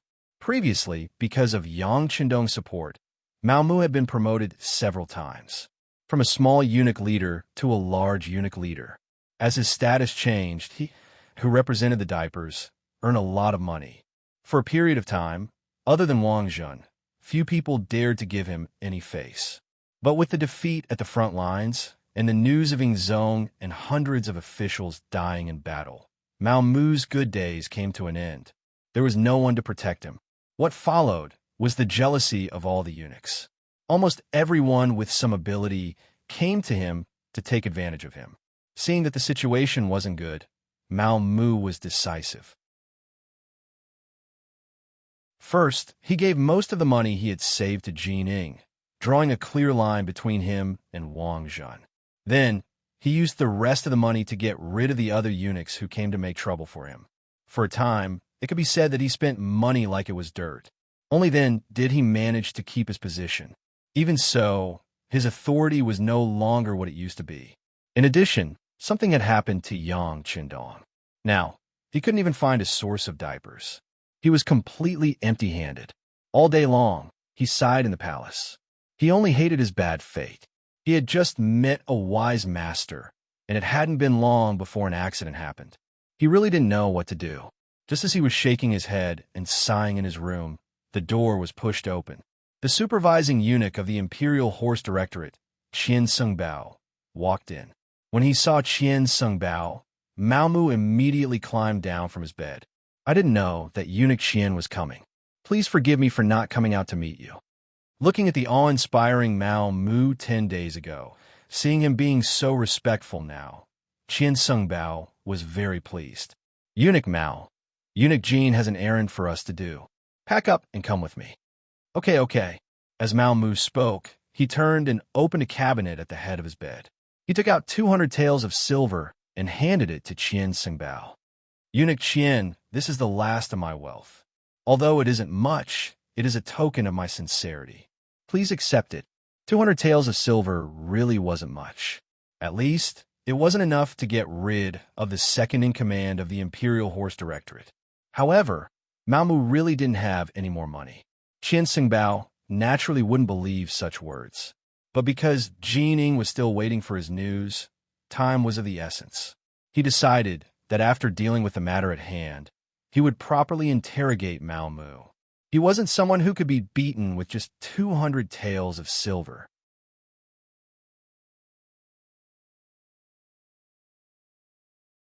Chapter 150. Mao Mu followed Qian Sungbao out of the palace and saw Qian Tong, who had already gathered 200 embroidered uniform guards. When Mao Mu's gaze met Tang Tong's, there was a look of sympathy in his eyes. They were all Wang Zhen's subordinates, and even Mao Mu had always been seen as one of Wang Zhen's trusted aides. His interaction with Yang Qindong was also because of Wang Zhen's instructions. Other than Wang Zhen, no one else knew Mao Mu's true identity. Let's go. He did not care about the change in Mao Mu and Tang Tong's attitudes. Perhaps in Qian Sengbao's eyes, becoming the head eunuch of the Imperial Horse Directorate was what he needed to care about. Under Qian Sengbao's lead, the group of people left the capital and headed toward the Yang Manor 15 li south of the city. In the Yang Manor, there were already spies from the Bureau of Security who had brought back the news. When they found out that a large group of embroidered uniform guards was coming out of the city, the atmosphere in the manor immediately became tense. This result was within the expectations of Yang Si, Yang Lu, and the others. After killing Zhao Xian, they had been waiting, but they did not expect it to take so long. Since they had been waiting for a long time, there was not the slightest bit of panic. Dao Xiao led the second guard to hide outside the manor. Baizhuo led the Ghost Shadow Sniper Squad to find a suitable place to hide. Yang Lu took Yang Si's place and opened the door to face the enemy. Yang Si was still dissatisfied with this. However, last time, he had single-handedly defeated the embroidered uniform guards with a single shot. This time, it was not good for him to snatch the credit. An hour later, a group of embroidered uniform guards wearing flying fish robes arrived at the entrance of the Yang Manor. When the group led by Qian Sungbao arrived, they saw Yang Lu standing 100 steps away from them. He held a pitch-black firearm that they had never seen before and looked at them leisurely. In his eyes, there was a hint of disdain mixed within. This scene caused Qian Sungbao to be unable to vent his anger. It must be said that the embroidered uniform guards carried out many missions, but no matter where they went, and no matter what kind of status the other party had, who wouldn't tremble in fear and tremble when they saw them?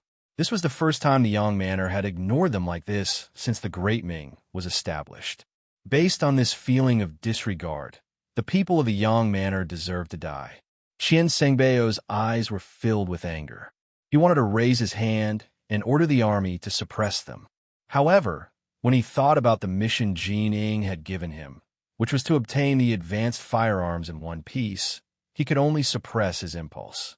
He looked at Tang Tong and said, "You go. Go." Qian Sengbao's eyes' face. You. We. You. Is. Us here. We. And Sungbao. And. Mu was. Manner. Was. Us was. Was. A was. S. What crime did he commit? Yang Lu was ready to kill. He did not expect the other party to not attack immediately. Instead, he acted as if he was trying to reason with him. At the same time, he was a little disappointed. Naturally, he wouldn't give them a good face. When the matter involved Yang Si, he directly retorted, expressing his strong side. He hit the wall as envoy and hurt both our countries. Qian Sungbao said. Tang Tong was still talking about the mistakes the other party had made. However, after a few sentences, he felt that something was wrong. The Walla and the Great Ming were like fire and water. Hitting the Walla's envoy was not a crime. Instead, it should be considered to have won glory for the country. Qian Sungbao could not continue. Yang Lu laughed and said, "What's wrong? You can't continue. The Walla is a villain. While paying tribute to our Ming dynasty, he actually dared to take the initiative to start a war. This kind of opponent should be beaten up. Not to mention that Yang Si brothers are not here. Even if they were, they should have done something meritorious and not wrong." This, Qian Sungbao rolled his eyes and said, "Meritorious or not, we have to bring it back and let the higher-ups decide. How about this? Brother, please step aside and allow us to find Yang Si and bring him back first. We will definitely give you an explanation. How about that?" Without an excuse, Qian Sungbao could not believe that Tang Tong still insisted on entering the manor. Everyone knew about Sima Zhao's personality. Needless to say, Yang Lu shrugged and spread his hands to show his refusal. "You go." Qian Sungbao, who was behind, saw Qian Sengbao's clumsy expression. He was naturally very angry that he had messed up the matter. He pointed at Mao Mu and instructed him to persuade Yang Lu. Mao Mu, of course, did not want to go. No matter what, Yang Chendong had done him a favor. Now that he was no longer around, he was unwilling to be a villain. However, this was not Qian Sengbao's idea. It was Jin Ying's idea. An arm could not win against a thigh. He had no other choice. Mao Mu reluctantly walked out from the crowd. His face was ashen as he walked to Tang Tong's side. As soon as Mao Mu appeared, Yang Lu's eyes were filled with suspicion. He stared into Mao Mu's eyes. Outsiders did not know about the relationship between Mao Mu and the sixth young master. But as a servant of the Yang family, he was very clear. Before the sixth young master left, he had instructed the security bureau to pay attention to Mao Mu's performance. At the same time, this was also a test. If Mao Mu could pass this test, he would definitely be put in an important position. On the other hand, if Mao Mu was a traitor, they would not mind getting rid of him and replacing him with someone else. Sensing Yang Lu's questioning gaze, Mao Mu hurriedly lowered his head. "We're here to look for Yang Si. If he's here, then hand him over. If you insist on not handing him over, then I'm afraid we'll force our way into the manor. Let me ask you, can you stop 200 of us by yourself?" Mao Mu's words were interrogative. However, if one listened carefully, it was as if he was telling Yang Lu that they would definitely enter the manor for an inspection today. Yang Lu should quickly think of a countermeasure. When Yang Lu heard Mao Mu's words, his expression was no longer as fierce as before. Since Mao Mu still had the heart to side with the Yang family manor, it would naturally not be good for him to target him. He immediately rushed towards Qian Sungbao, who was in the midst of the embroidered uniform guards, and said, "I will stand right here. Unless there is an imperial edict from Emperor Ingzone, no one is to take a step into the manor for no reason. If anyone dares to do so, then I'm sorry, but the weapon in my hand is not something to be jealous of." As if to intimidate, Yang Si raised his hand and fired the 95 style. His action was exactly the same as when Yang Si had blocked Zhao Xian. Bah! The moment the gunshot rang out, the embroidered uniform guards in front of him became chaotic. Qian Sungbao, who was hiding in the crowd, felt his eyes light up. After receiving the mission, he knew that the biggest goal of this trip was this advanced firearm. Now that it was in front of him and he had seen it with his own eyes, he was very excited. However, at the same time, he was somewhat nervous. The 3 injured embroidered uniform guards flashed in front of him. Qian Sungbao, who did not know how many times this firearm could be fired, would not take the initiative to take the risk. On the contrary, he valued his own life very much. It was because of this that he had already made preparations for this trip. He waved his large hand behind him, and a group of 50 embroidered uniform guards holding fire barrels, also known as fire barrels, appeared. They held primitive bronze fire barrels in their hands, and they appeared at the front of the group. This type of fire barrel was lighter and more agile than the earliest firearms.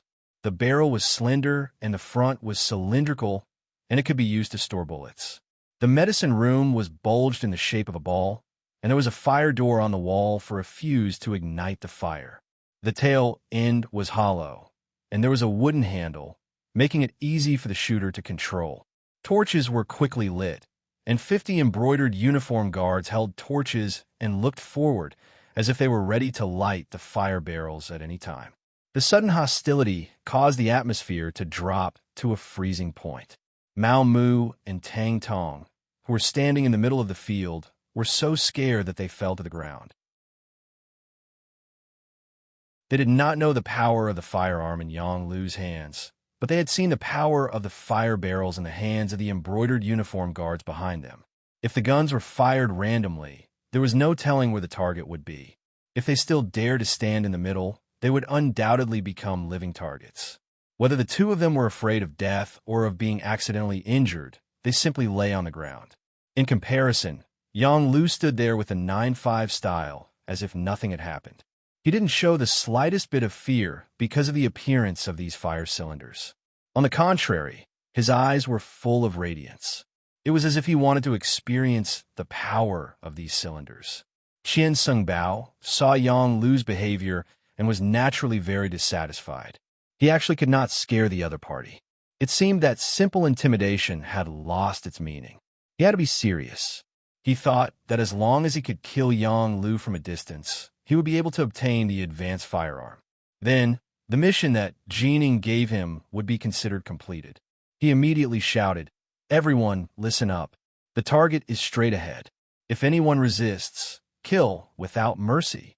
The reason why he had to go first instead of shooting first was obviously because the power of the flamethrower couldn't reach that far.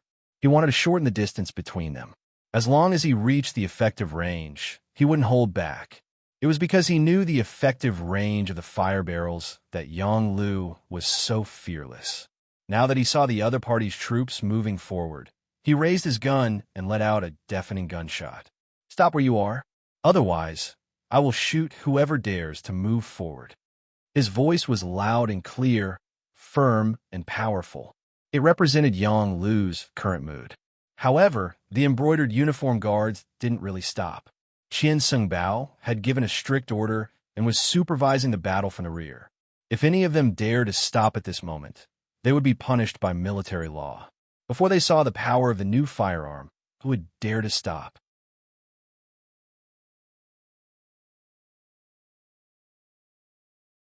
Chapter 151. The embroidered uniform guards did not stop because of Yang Lu's words. They continued to walk forward in a straight line. From their point of view, there was no reason for them to lose when 200 people fought one person. However, they did not know that this scene was exactly what Yang Lu wanted. He was really worried that if he shouted a few words, he would scare them. If that happened, he would not be able to use his skills. Now that these people were not afraid of death, it was exactly what he wanted. He also had a chance to show off. His shout spread out. Seeing that the embroidered uniform guards did not move, Yang Lu smiled. He raised the 95 style in his hand and aimed it at the embroidered uniform guards at the front. He then adjusted his breathing, and his right index finger gently pulled the trigger. He began to fire one by one. In Yang Lu's eyes, the embroidered uniform guards were lined up with fire barrels were like fixed targets. As long as he wanted to, he could easily take the life of any one of them. However, these people were not enemies, nor were they like the fugitives that Zhao Xian had brought. They were only soldiers who had received orders. They were not enemies who would not rest until one of them was dead. He did not need to kill them. He only needed to injure them and make them suffer heavy injuries to break their fighting spirit. Yang Lu moved the muzzle of the gun slightly from the original position of the forehead to the legs. His index finger moved slightly, and he fired the first shot. Bang! The second shot rang out. The spinning bullet flew forward and whistled through the air. It directly drilled into the right leg of an embroidered uniform guard.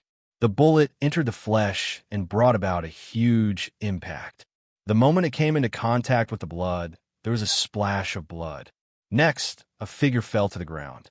Along with him was the green fire barrel that was originally in his hand. Bang, bang, bang. All of this was just the beginning. Following Yang Lu's continuous movements of his index finger, the embroidered uniform guards in the front row fell to the ground one after another. The extremely fast speed and accurate hit rate caused the embroidered uniform guards in the front row to become a complete mess. There was no one who wasn't afraid of death, especially when they knew that they were going to die. Even the embroidered uniform guards' morale began to waver. Some directly ran back, some took the initiative to lie down on the ground, and some had already lit their barrels and poured out the gunpowder. As for whether they could hurt Yang Lu or not, they no longer cared. 7 shots were fired, and after taking down 7 armed embroidered uniform guards, the entire formation fell into chaos. Qian Xingbao, who was sandwiched in the crowd, was also completely frightened by this scene. The scene of Yang Lu shooting at the embroidered uniform guards flashed in his mind. From this, he concluded that the other party's firearms were indeed very advanced. Once Jin Ying obtained them, who in the world would be a match for him? If he could hold such a powerful weapon in his hands, whether he gave it to Jin Ying or kept it for himself, it would become the most powerful weapon he could use to intimidate others. Overjoyed, he ignored the chaos in the formation and shouted to the front, let's go together. What are you afraid of? No matter how powerful he is, he can't kill all of us. Whoever rushes to the front and takes the firearm will be rewarded with 1,000 taels of silver and a promotion of 3 ranks. In order to achieve his goal, Qian Xingbao made a heavy promise. With a heavy reward, there were bound to be brave men. With this shout, many of the embroidered uniform guards who had been running back stopped in their tracks. Thinking of how to make a name for themselves, some of them made a fierce sound, turned around, and ran in Yang Lu's direction. The sudden change was noticed by Yang Lu. Naturally, he wasn't afraid of 8 or 10 people with one gun, but with so many of them charging at him together, he probably wouldn't even have the time to reload his gun. Originally, he wanted to be like Yang Si and fight the enemies alone, but now it seemed that he had underestimated the willpower of these embroidered uniform guards. He couldn't help but start to retreat. At the same time, he made a gesture with his right hand behind his back, telling the Ghost Shadow Sniper team hidden inside the Yang village to prepare to attack. Charge! Seeing that Yang Lu had started to retreat, the embroidered uniform guards couldn't help but be overjoyed. They seemed to have seen the light, saw the hope, and also saw that promotion and wealth were right in front of them. In the Yang village, Bai Zhuo and the other 21 people were lying on the roof, each looking for the best angle to shoot. They were just waiting for the embroidered uniform guards to run into their shooting range to kill them. As the embroidered uniform guards approached step by step, the atmosphere became very tense. A big battle could break out at any time. Once the Ghost Shadow Sniper team attacked, the scene would be filled with corpses. It would also mean that the Yang village and the Great Ming dynasty had completely broken off. At this moment, everyone's hearts were thumping. They were nervous and excited. Bam, bam, bam. Just when the embroidered uniform guards were 200 steps away from the Yang village, and Bai Zhuo was about to give the order to shoot, a series of intense gunshots suddenly rang out from behind them. This sudden gunshot also shocked the Ghost Shadow Sniper team, who were ready to shoot. Captain Baizwa didn't understand. They had agreed to attack first, and Dao Xiao and the second guard would finish them off. Why did they attack first? Captain, are we going to attack? One of the Ghost Shadow Sniper team members couldn't suppress the excitement in his heart and quietly asked Baizwa, "Wait a minute, don't shoot first." Baizwa looked at the Yang village's main gate in confusion. Then he took out his high-powered binoculars. When he looked at it, his expression became very excited. "Tell everyone, don't shoot without orders. The sixth young master is back." Yang Chendong was indeed back. He led more than 30 people and rushed over. One man and 2 horses didn't stop to rest. Finally, they arrived at the Yang village at the last moment. When he saw a large group of embroidered uniform guards rushing into the village, he didn't say anything and gave the order to shoot. Yang Chendong viewed the Yang village as very important. Otherwise, he wouldn't have left Zhu Qizhen in such a hurry and rushed back first. He definitely wouldn't allow anyone to threaten the safety of his village and the lives of the people in the village. After Yang Chendong gave the order, the 30 people following him naturally wouldn't be polite. They raised their guns and roared. The unprepared embroidered uniform guards behind them quickly fell. This also scared Qian Sungbao, who was in the crowd. He didn't understand where these people came from and how they actually dared to attack the embroidered uniform guards. Did they still have the law in their eyes? When he looked back with a puzzled heart, he saw a group of Ming Dynasty soldiers wearing Mandarin duck battle jackets. The people who came were actually Ming Dynasty soldiers, which made Qian Sungbao even more surprised. Since when did ordinary soldiers have the guts to attack the embroidered uniform guards? Moreover, where did those advanced firearms in their hands come from? In order to find out the reason, he ordered all the embroidered uniform guards to stop moving. He brought a few of his trusted subordinates and walked towards Yang Chendong at the back. At this time, Yang Chendong also gave the order to stop shooting. He wanted to see who couldn't help but attack the Yang village after he left. Of course, no matter who it was, he would make them pay the price in blood. As Qian Sungbao strode over, he naturally saw Yang Chendong in the crowd. Although he was dressed differently from his usual azure robes, who in the capital didn't know the Dong Shui. "Yang Chendong? It's actually you? Impudent. Who are you? How do you call my family's name directly?" Tiger's Mane, who was riding on a horse, had a cold look in his eyes. The muzzle of the pistol on his wrist was naturally pointed at Qian Sengbao's chest. "Haha, you're just an insignificant 5th-rank official. You really don't enter this eunuch's eyes. My family's Qian Sungbao is the supervising eunuch of the Imperial Horse Directorate." Qian Sungbao reported his name amidst the laughter. According to his calculations, Yang Chendong would definitely dismount and greet him after he reported his name. After all, the group of eunuchs in the Ming Dynasty always had great power, especially since he was one of the famous eunuch leaders. Naturally, the other party would cater to him.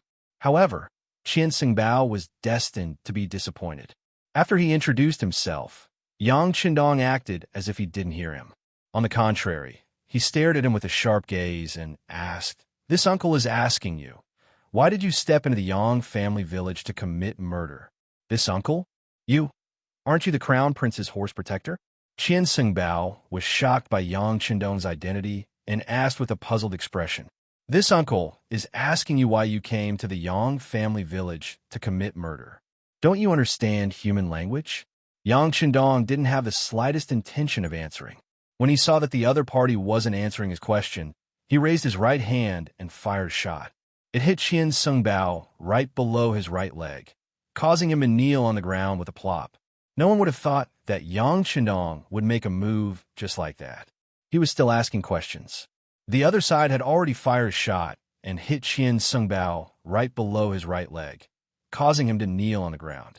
If one looked carefully, it wasn't difficult to see that the direction he was kneeling in was where Yang Chendong was. Clang! When a master was humiliated, a few of Qian Sengbao's personal embroidered uniform guards immediately pulled out their embroidered spring swords. They looked like they were eager to rush up at any time. However, before they could do anything, Qiu Vi and the other guards had already raised the 95 style.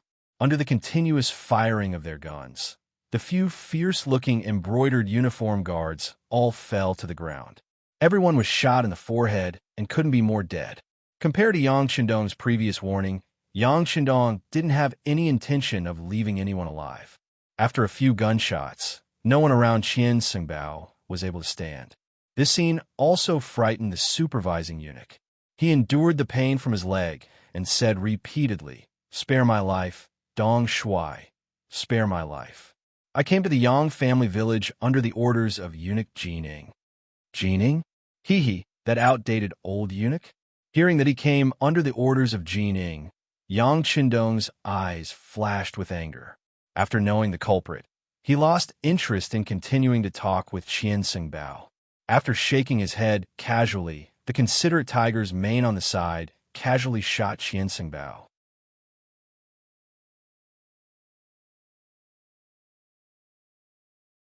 Chapter 152. After the gunshot, Qian Xingbao's eyes widened, and he fell to the ground with an unwilling expression. Even as he died, his eyes were still wide open. He clearly couldn't believe that Yang Qindong would be so bold. Not only did he kill the embroidered uniform guards, he also killed the chief eunuch. Was he not afraid of the Bright King's law? With Qian Xingbao dead, the other embroidered uniform guards looked at Yang Qindong with a strange gaze. At this moment, almost everyone was in a daze. They really didn't know if this person would be so bold as to kill them in the next breath. After all, he had already killed so many people, it didn't seem to matter if he killed a few more people. Under the protection of more than 30 guards and Lung Feng, Yang Qindong rode past the embroidered uniform guards who were kneeling on the ground in fear.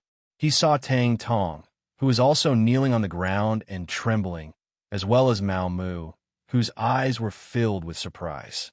Watch these people. Without this uncle's orders, don't let a single one escape. Also, take care of these corpses.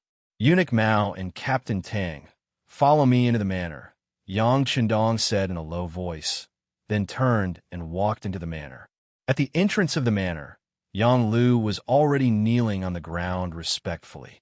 In the whole world, only the 6th young master could make him kneel so willingly. "Get up. You've worked hard." When he passed by Yang Lu, Yang Qindong's voice became much more amiable. It was this "you've worked hard" that made Yang Lu have the urge to cry. However, he instinctively held back his tears and said, "To be loyal to the 6th young master is a subordinate's duty and obligation." "Very good." Yang Qindong nodded lightly. He leaped past Yang Lu and headed straight for the entrance of the Yang Manor. Here, he saw Qiao Yin, Madame Shui, and Madame Xiang. Of course, he also saw 7th sister Yang Duo and Hu Yin. "Young master." When they saw Yang Qindong appear safe and sound, Qiao Yin and the others immediately burst into tears. From the looks of it, they seemed to have endless things to say. "Don't cry. Young master, didn't I come back safe and sound?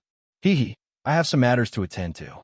After I'm done, I'll have a long chat with you," Yang Qindong said to the girls with a happy expression. When his gaze fell on Hu Yin, he nodded lightly. Under their gazes, Hu Yin was immediately embarrassed. She had a feeling that her actions this time would definitely be accepted by Yang Qindong, and even her entire person would be accepted by him. Tang Tong and Mao Mu didn't even dare to raise their heads as they followed Yang Qindong into the Yang Manor. Just now, Qian Xingbao was killed without saying a word. They really didn't know if they would be killed because of their inappropriate actions next. Perhaps from Yang Qindong's performance just now, the two of them had already crowned this Dong Shuai with the title of daring to the extreme. If it was possible, they could even say that he was rebelling. In the side hall, Yang Qindong sat down. Tiger's mane stood on his left, and Beta Persei stood on his right to ensure his absolute safety. Xiao Yin still played the role of a personal maid. After taking the initiative to serve tea, she left. Needless to say, Yang Qindong was indeed a little thirsty after rushing all the way here. He didn't care about his image and drank the tea in one gulp. Then his gaze fell on Tang Tong and asked, Tell me, what's going on? Dong Shuai, I'm innocent. I'm just following orders. I don't have the slightest intention of becoming enemies with the Yang clan. Tang Tong, who was called out, knelt on the ground with a plop. It could be seen that he was extremely afraid now. His original backer, Wang Zhun, had fallen. Now, he had become a fish on the chopping board. Since Yang Qindong killed Qian Sengbao without batting an eye, what was he to him? There was probably no difference between killing him and killing a chicken. He knew that Tang Tong, a Qianhu official, didn't have much ability and didn't dare to have any ideas about the Yang clan. Thus, he ignored him and looked at Mao Mu. Tell me, how has the current situation changed? After seeing Yang Qindong kill Qian Sengbao with his own eyes, it would be a lie to say that Mao Mu wasn't afraid. In the past, he chose to rely on Yang Qindong because he liked his ability to make money and wanted to hitch a ride. Facts prove that his choice was right. He was promoted several times and became one of the eunuchs in charge of the ceremony directorate. Although he was ranked last and didn't have any real power, he was still one of the chief eunuchs. When he first heard the news that the emperor and all the officials had died on the battlefield, Mao Mu sighed that his life was not good. It wasn't easy to find a wise emperor, but he died in a few days. He became a person without anyone to rely on. This time, when he saw Yang Qindong come back, it would be a lie to say that he wasn't excited. But this excitement was completely frightened after seeing Qian Sengbao killed with his own eyes. In his eyes, Yang Qindong's actions were no different from a rebellion. If he got close to him, wouldn't he also indirectly walk on a road of no return? He was truly afraid and had many thoughts. Facing Yang Qindong's question, he didn't know how to answer. He just copied Tang Tong and knelt on the ground, trembling all over. He couldn't even let out a fart for a long time. Gently shaking his head, Yang Qindong saw Mao Mu's expression. He could guess what the other party was thinking. He took out a secret letter and handed it to Mao Mu. Take a look. What is this? With your status, you should be able to recognize whose handwriting this is. A letter was handed to him. Mao Mu curiously reached out to take it. When he slowly opened it and saw the handwriting and content, his original nervousness turned into excitement and then joy. He immediately kowtowed heavily to the ground. This little one greets Uncle Zhongdan, greets Uncle Zhongdan. When Yang Qindong saw this scene, he couldn't help but sigh in his heart. It seemed that there were still many things that he needed to do. Even Mao Mu, who had a close relationship with him and had even recognized him as his master, believed in imperial power so much. If he really declared himself king, there probably wouldn't be many people in the world who would sincerely respond to him. Even if he relied on advanced weapons to become king, it was a situation that was formed under pressure. It wasn't a situation that he sincerely submitted to. While Yang Qindong was still sighing, Tang Tong, who was kneeling on the ground at the same time, had a strange look in his eyes. He didn't understand why eunuch Mao had such a huge change. As if sensing Tang Tong's confusion, Mao Mu handed the letter to him and said, "Take a look. This is a reward from the emperor. It is definitely written by Yingzong." After receiving the letter, Tang Tong looked over and quickly kowtowed to the ground. At the same time, he shouted, "This official greets Uncle Zhongdan, greets Uncle Zhongdan." Okay, both of you get up. Now, you can clearly explain the situation in the court to this uncle. After revealing his trump card, Yang Qindong had won the trust of the two. With Zhu Qizhen's personal handwriting, Mao Mu naturally didn't have any psychological burdens and began to speak of everything he knew. Occasionally, Tang Tong would add a few words. As he listened to the two, Yang Qindong's expression turned grave, and he couldn't help but sigh at the power of the wheel of history. Although he had saved Zhu Qizhen, this did not change the fact that the Mastiff King had become Daizong. Moreover, without Yu Qian, the court was completely under eunuch Jin Ying's control. Yang Qindong also had no good impression of Jining. This eunuch was essentially jackals of the same tribe as Wang Zhun, and he was also not a good person. With him here, Daizong would probably find it very difficult to become a wise sovereign. It took an hour for Mao Mu and Tang Tong to give a rough account of the situation in the capital, but even this was not complete. Fortunately, Yang Chendong had already understood and had a general understanding of the situation. Okay, this uncle already knows the situation. I presume that you've already guessed that Ing Zong is fine and is currently heading to the capital under the protection of soldiers. This uncle is merely a vanguard official. Now comes the problem. The Great Ming now has two emperors. How will you choose? As Yang Chendong spoke, he turned his deep eyes to Mao Mu and Tang Tong, intending to force them to state their stance. He had even made up his mind. It would be fine if these two were willing to swear loyalty to Zhu Qizhen, but if they weren't, he would kill them both. Until he had infiltrated the palace and met with Empress Qian, his return could not be exposed. Sensing the pressure in Yang Chendong's eyes, Mao Mu made his choice without the slightest hesitation. This lowly one is a eunuch appointed by Ing Zong and naturally must swear loyalty to him. Yes, this lowly one is also loyal to Ing Zong. This time, Tang Tong reacted quickly and made his choice right behind Mao Mu. Okay, this answer was within Yang Chendong's expectations. They had all been glorious figures of Ing Zong's era, but now that Dai Zong had been replaced, Jining viewed them as dissidents, and they were on the verge of being eliminated. It had always been easy to choose where to go. Since all of you have chosen Ing Zong like this uncle, it is time for us to repay His Imperial Majesty's kindness. Mao Mu immediately arranged for me to enter the palace and meet with Empress Qian. Remember, only you can know of this matter. As for how much silver will cost, I will prepare it for you in a little while. Tang Tong, immediately get in touch with those embroidered uniform guard leaders. This emperor is also the commander of the embroidered uniform guard. As long as they join me, their past mistakes can be forgiven. Of course, Yang Chendong would also choose to work for Ing Zong, Zhu Qizhen. This was not about who he wanted to swear loyalty to, but in the current situation, Ing Zong was clearly at a disadvantage. He had to help him gain a foothold. In his opinion, whether it was Ing Zong, Zhu Qizhen, or Dai Zong, Zhu Qiyu, as the emperor, they could not be too strong. It would be best if the two emperors worked together. This way, he would be able to benefit from both sides. Now, that Ing Zong was at a disadvantage, he naturally had to help him.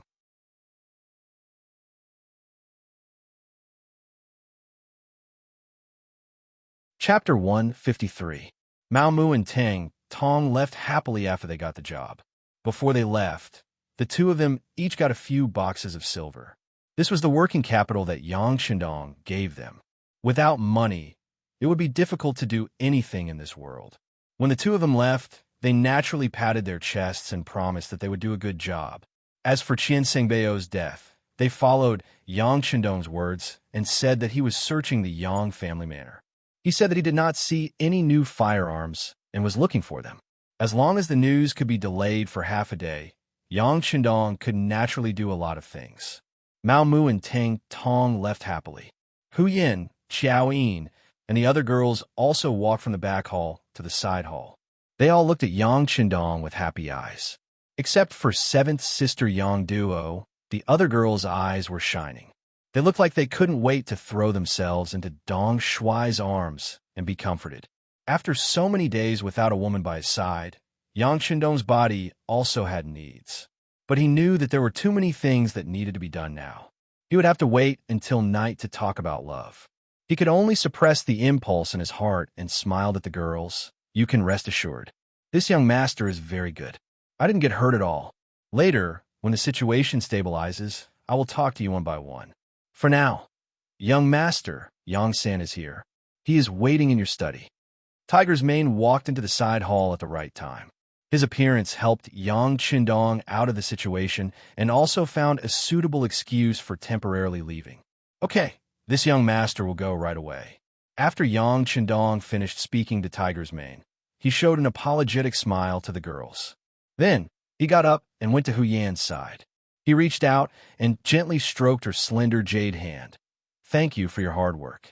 Having her little hand grabbed by Yang Chendong in front of everyone, Hu Yan's little heart had long failed to live up to her expectations and was beating rapidly. Her little face was blushing and her head was almost buried in her neck. She didn't even know when Yang Chendong left. She only remembered that Xiao Yin and the other girls came to her side and laughed at her for a while, making her even more embarrassed. In the study, Yang San rushed back from the capital after learning that the young master had returned safely. At the same time, he brought more detailed information about the capital. Flipping through page after page of accurate information obtained by the Security Bureau, Yang Shindong had a clearer understanding of the situation in the capital. Jining had indeed served several emperors. Once she gained power, her methods were very impressive. In an extremely short period of time, she had roped in many old officials for her use. From the looks of it, once Ingzong returned to the court, the situation would become even more complicated. Among all the information, there was one that caught Yang Qindong's attention. That was that the eunuch Xing, who was serving Empress Qian and had followed Empress Dowager's son and led the harem, had actually reached an agreement with Jining. This was also thanks to the Security Bureau being willing to spend money to obtain such important information. However, even Mao Mu probably didn't know about this information. Thinking about how Mao Mu, who did not know, might enter the palace to contact Xing and discuss his meeting with Empress Qian, Yang Qindong's expression changed. He decisively decided to change his previous plan. He looked at Yang San and asked, "Let me ask you, is it possible to contact Empress Qian without anyone noticing?" After some thought, Yang San gave Yang Qindong an answer. "It's possible. We bribed one of the Empress Palace maids. But if we do this, the spies we spent so much money on will be exposed. It's fine. If they're exposed, they're exposed. In the future, we'll just spend money to plant more spies. How about this? Immediately get in touch with that palace maid, and then..." Mao Mu excitedly returned to the capital and entered the imperial palace. Just as Yang Qindong had guessed, he went to find Xing and the chief eunuch serving the empress. As the chief eunuch serving the empress, Xing had 40 eunuchs under his direct command, and there were countless eunuchs under these 40 eunuchs. Unlike the eunuchs serving the emperor, Xing's authority was mainly in the harem. If the empress had too much power, then the chief eunuch in the harem could be on par with some of the chief eunuchs serving the emperor. From how Ingzong allowed Xing and Jining to assist him on this expedition, one could see his status. However, because Empress Qian wasn't keen on power, he wasn't as awe-inspiring as Jining. Even so, other eunuchs couldn't meet him just because they wanted to. Fortunately, Mao Mu was originally the eunuch in charge of the ceremony directorate.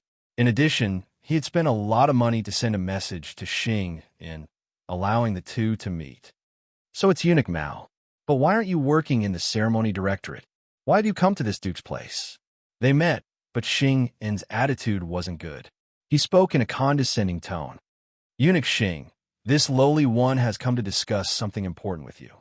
Please dismiss your attendance." Mao Mu saw that there were two other eunuchs in the room and spoke carefully.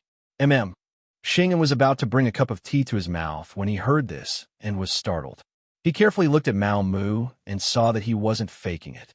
He thought that Mao Mu wouldn't dare to harm him here, so he lazily waved his hand, leaving only the two of them in the room. Now that there were no outsiders, Xing put down his cup and said, "Eunuch Mao, I hope that you truly do have something important to discuss with me." "Of course." "Eunuch Xing, to tell you the truth, this lowly one has just received an important piece of information. Ingzong hasn't died."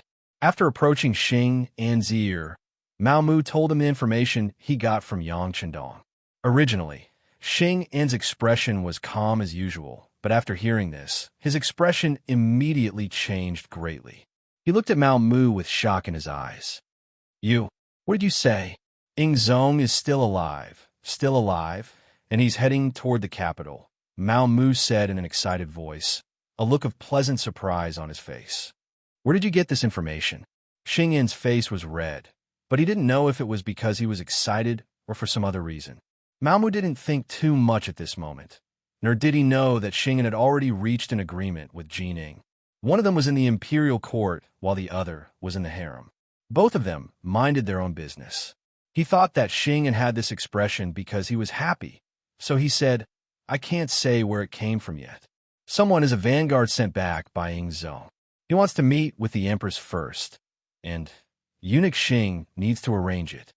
Hearing that the vanguard was sent back, Xing En's eyes flickered continuously. His somewhat gloomy eyes emitted a sinister glint. "All right, I will personally arrange this matter. Just tell me when he might enter the palace." Mao Mu had come happily and left satisfied. Xing En's last few words were about this matter. He would definitely tell the Empress's role in this matter. In this way, his meteoric rise was just around the corner. After Mao Mu left, Xing En hurriedly left the harem and went straight to Jin Ying's office. But what he didn't know was that just as he left, two palace maids left the Empress's palace together. Xing En's sudden arrival naturally attracted Jin Ying's attention. Currently, there was still a pile of matters to deal with in the imperial court. He really didn't want to have any disputes with Xing En right now. Of course, once he grasped the overall situation, no one knew what he would do. In the secret room, Xing En told Jin the news he got from Mao Mu. As expected, it gave her a big fright. "Eunuch Xing, this matter can't be taken as a joke. General Shi Hong said that Zong and hundreds of officials died in the battle, and his body has been found. How could there be another Zong?" Jin Ying thought of everything that Shi Hong reported in the imperial court that day, and said in a doubtful tone, "Yes, I don't really believe it either, but Mao Mu said it with certainty. Otherwise, eunuch Jin can capture Mao Mu and ask him." Xing En also wasn't too sure, so he wanted to capture the eunuch who told them the news and torture him. Then, he would have no choice but to say it. After hearing this, Jin Ying was a bit tempted, but then she shook her head. "No rush. If we capture Mao Mu now, I'm afraid that the so-called vanguard won't dare to appear rashly. Let's do it like this. Everything will go according to the plan you discussed before. Once the vanguard appears, we'll capture him and then interrogate him about whether Zong is still alive. If he's lying to us, then it's no big deal. But if he's alive, then we'll put him under house arrest. When the time comes, we'll inform Zong. This will be a great merit. When that time comes, will we be left out of the benefits?" Good. Eunuch Jin's thoughts are thorough. Thinking about how he could use this opportunity to make a good contribution in front of the new emperor, Xing En's face was filled with excitement. Although it was true that he was the head eunuch by Empress Qian's side, the emperor had already been replaced, and the empress would be replaced sooner or later. When that time came, he would have to make plans as early as possible. This was also why he took the initiative to tell Jin Ying this matter.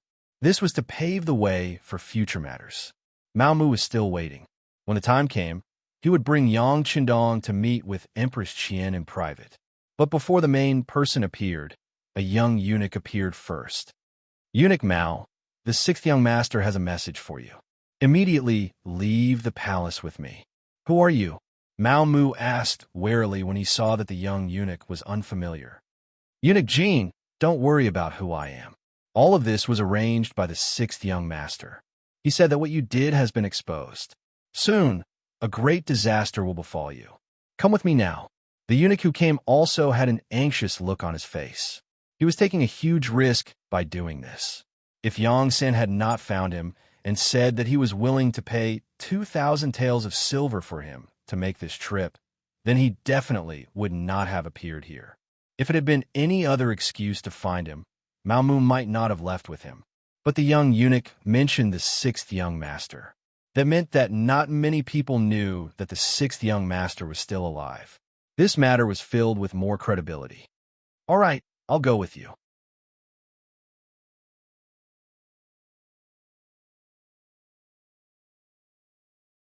Chapter 154. Yang Family Manor. A carriage arrived outside the manor and entered the manor without any inspection. As soon as it stopped, Hu Yin, Yang Duo, and Xiao Yin hurriedly came up to greet it. However, when the curtains were opened, only two women in palace-made attire were revealed. Hu Yin, Yang Duo, Xiao Yin greets the empress. After seeing the appearance of one of the palace maids, the three immediately bowed. "There's no need to be so polite. Where is the Eastern commander?" Empress Qian's face was filled with anxiety. After greeting the three women, she directly asked for Yang Qindong's location. He is. The young master is in the main hall waiting for the Empress. Because he has some urgent matters to attend to. He couldn't come to greet you. Xiao Yin explained for Yang Qindong. No matter. I'll have to trouble you three to lead the way. Empress Qian didn't care whether Yang Qindong came to greet her or not. What she cared about was the news the palace maids told her. It was that Ingzong wasn't dead. Just this one sentence was enough for her to take any risk and meet anyone. Speaking of this Empress Qian, she was truly a good woman. She wasn't greedy for money or power. She truly loved Zhu Qizhen wholeheartedly and saw him as her husband, not some emperor or monarch. History recorded that Ingzong was captured by the Walla during the Tumu Rebellion. In order to bring Ingzong back, Qian used up all of her wealth to redeem Ingzong. She lived frugally and cried all day long, praying to the gods to protect Ingzong's safe return. When she was tired, she would lie down on the ground, crippling one leg and blinding one eye from crying. When Ming Ingzong ascended the throne, Qian was honored as the Empress Dowager. After Ingzong returned, she and her husband were imprisoned in the southern palace for 7 years, relying on each other for survival. In the 8th year of Jingtai, 1457, Ingzong was restored and Qian was reinstated as the empress. In the 8th year of Tianshan, 1464, Emperor Ingzong passed away. His posthumous edict read, "After Empress Qian lives for 10,000 years, she shall be buried with Zhen." After Emperor Ingzong ascended the throne, he honored her as the Empress Dowager and gave her the insignia of Sai. It was precisely because he already knew this that Yang Qindong dared to inform Empress Qian that Ingzong was still alive and not Empress Dowager Sunday. This was because the Security Bureau had already sent news that Empress Dowager Sun was currently under strict protection by Jining. It was likely that she would not be able to see her at all. Anyone who met the Empress Dowager in private would be arrested without question. In the main hall, Yang Qindong was listening to Tiger's man's report and the movements of the embroidered uniform guards. Yang Qindong knew that it was only a matter of time before the news of his return leaked out. It would take at most 1 day, or at most half a day, for someone to point the finger at him. How to strengthen his strength in this period of time became the most important problem. This was also the reason why he let Tang Tong go. He was also gambling. He was gambling that this person would be loyal to Emperor Ingzong and fight for a future. From the information from the Security Bureau, this person was indeed working hard. He had already contacted many embroidered uniform guards, Qianhu and Baihu. However, at the same time, he had also caused quite a commotion. Jining probably already knew about it. Arranged for Bai Zhuo to lead the Ghost Shadow Sniper team out of the manor to provide support. Remember, this is not the time to kill, but to warn. Yang Qindong quickly made a decision and prepared for the arrival of Tang Tong and the others. Yes, Tiger's man replied and prepared to make the arrangements. However, before he left, he couldn't help but ask curiously, "Young master, Hu Zhongning is also the embroidered uniform guard's guardian. Why didn't you inform him to come help the emperor?" "Forget it. The situation is unclear now. It's better not to let the Hu family get involved in this mess." Yang Qindong shook his head decisively. Of course, he had considered his future father-in-law. However, he could support Emperor Ingzong because he had the means to protect himself. However, the Hu family was different. Moreover, they were in the capital. If Emperor Ingzong got angry and wanted to punish the Hu family, even he couldn't do anything. Since the young master had already made plans, Tiger's man naturally wouldn't ask any more questions. After agreeing, he turned and left. Just as Tiger's man left, Empress Qian, dressed as a palace maid, came to the main hall. It had to be said that the empress was the empress. Even though she was dressed in palace maid attire, it was still difficult to hide her noble aura. In addition, she was indeed very beautiful and young. Her appearance actually made Yang Qindong's eyes light up. The surprise only lasted for a moment. Yang Qindong quickly considered everyone's identity. He immediately knelt on the ground and said, "This subject pays respects to the empress. No need to be so polite. Yang Qindong, you said that Emperor Ingzong is still alive. Do you have any evidence? Empress Qian's face was anxious. Her eyes were like limpid autumn water, expressing her current mood. Yes, please take a look. As Yang Qindong replied, he took out the secret letter written by Zhu Qizhen and handed it to Empress Qian. She received the dense letter with trembling hands. When she opened it and saw the familiar words, Empress Qian couldn't help but cry. This long-awaited handwritten letter was enough to prove that Emperor Ingzong was still alive. For a woman like her, this was the greatest joy. The secret letter had originally been written to Empress Qian. It recorded Emperor Ingzong's recent situation, especially how Yang Qindong had performed a great service and how he had protected Zhu Qizhen to safely escape from the Toma Castle. Now, he had been conferred the title of Count of Loyalty and Courage, a trustworthy person. No matter what the situation in the capital was like, this person was trustworthy. He hoped that Empress Qian and Empress Dowager Sun would cooperate with the Count of Loyalty and Courage. At the end, he wrote that in a few days, he would return to the capital under the protection of the officials. At that time, it would be time for husband and wife to be reunited. Emperor Ingzong was indeed fine and would soon return to the capital. This allowed the large stone hanging in Empress Qian's heart to be put down. She tightly grasped the letter in her hand. When she looked at Yang Qindong, she was about to kneel on the ground to express her gratitude. Empress, you must not do this. Yang Qindong had long been prepared for this. Everything he had done could not be resolved with a single kneel. It would be better to leave this kneel so that Emperor Ingzong and Empress Qian could continue to express their gratitude. With Yang Qindong's shout, Huyin, Xiaoyin, and the other girls came over to help Empress Qian up. Being supported by the girls, Empress Qian knew that kneeling to express her gratitude would not do. Empress Qian excitedly said, Count of Loyalty and Courage, Emperor Ingzong told me to cooperate with you in all matters. What do you think this Empress can do? Stay here for the time being. I won't hide it from you. I'm afraid that someone already knows that I've returned and that Emperor Ingzong is still alive. They're probably looking for you right now, so it's safer for you to stay here. Yang Qindong thought about how Jin Ying and eunuch Xing and would probably be very disappointed that he had not gone to the imperial palace according to the previous agreement. Looking for me? Who are they? What do they want? Although Empress Qian was pure and kind, it did not mean that she was not scheming. From Yang Qindong's words, she had already guessed something. At this point, there was no need to hide some things. Yang Qindong said, the ones looking for you should be Xing and eunuch Jining. They know that Emperor Ingzong has returned and want to capture you to force the emperor to hold back. What? Xing also betrayed me? Hearing this, Empress Qian's face was filled with disappointment. She had originally thought that Xing and had followed her for many years and had always thought of her, so he was a trustworthy person. However, it seemed that there were no such things as eternal friends. There were only eternal benefits.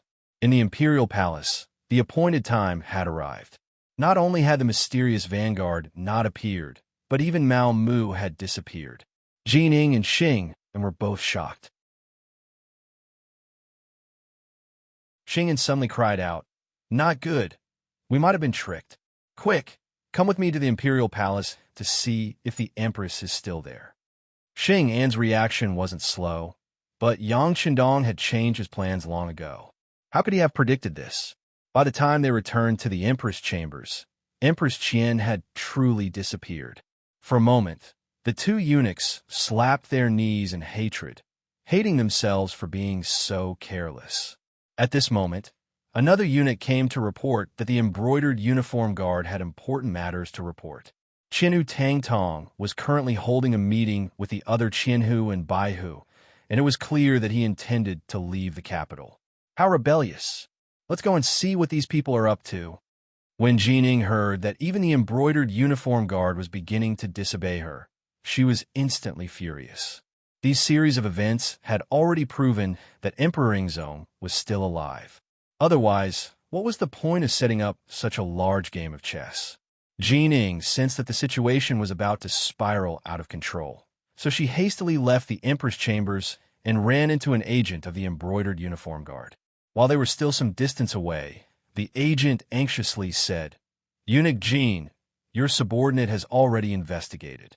Nearly 1,000 embroidered uniform guards have gone to the Yang clan manor, 15 li south of the city." The Yang clan manor? Yang Chendong? He's actually still alive. When Jining heard this, she suddenly had a feeling of realization.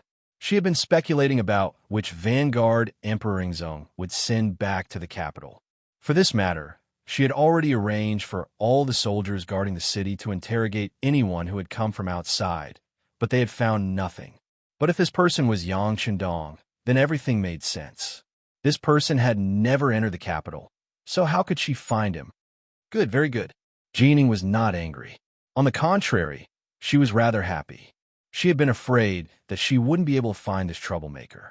As long as this person was found, the matter would be easy to handle. She just needed to capture this person or directly kill him, severing Emperor Ingzong's foundation. Then, she would have rendered a great service to Daizong.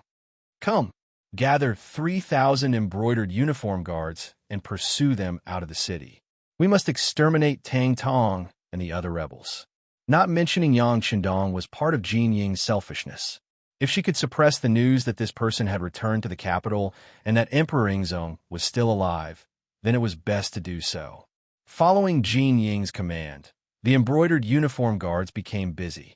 Mobilizing 3,000 men in one go was impossible even if one did not want to be known by outsiders. Such a large movement quickly reached the ears of Chao Jixiang, the #1 eunuch in the ceremony directorate.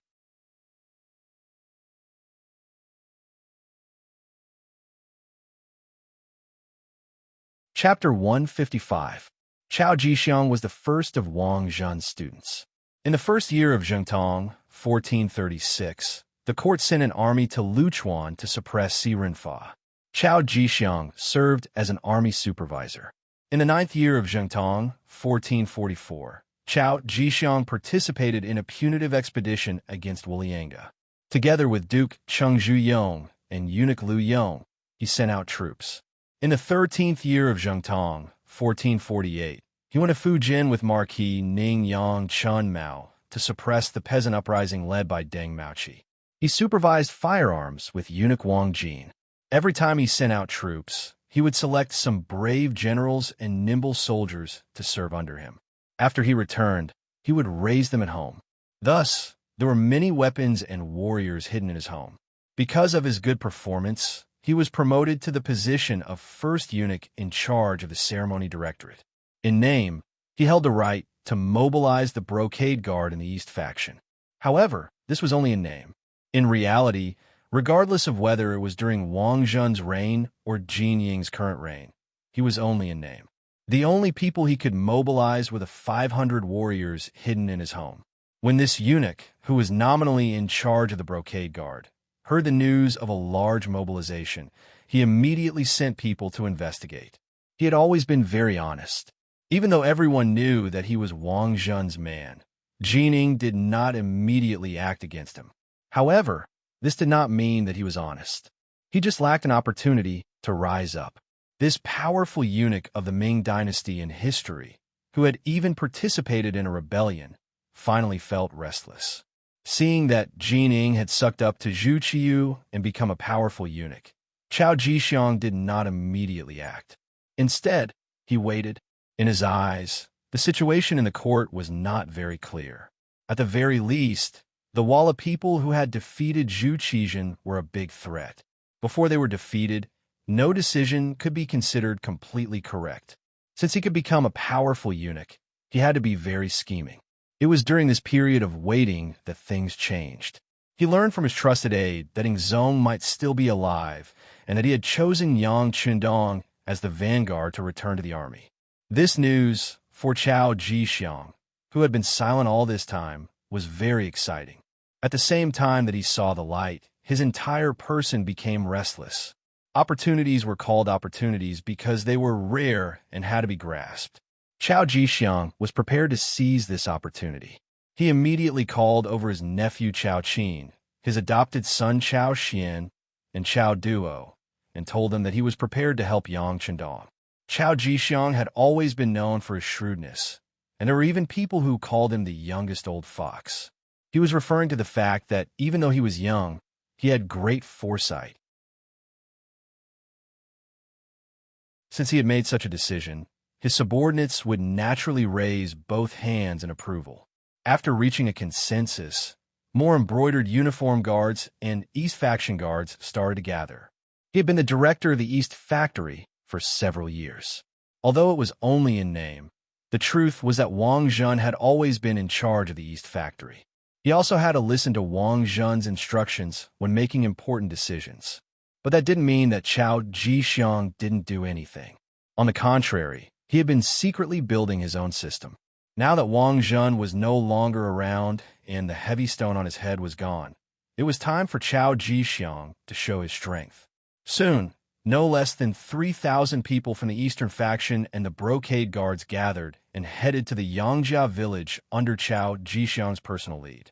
Outside the Yangjia village, it was bustling with noise and excitement. Tang Tong led 1,000 embroidered uniform guards in front, while the commander of the embroidered uniform guards, Han Ji, led 3,000 embroidered uniform guards in pursuit. Behind them were the 3,000 embroidered uniform guards and East Faction guards led by Chao Jixiang himself. They were like Orioles following closely behind.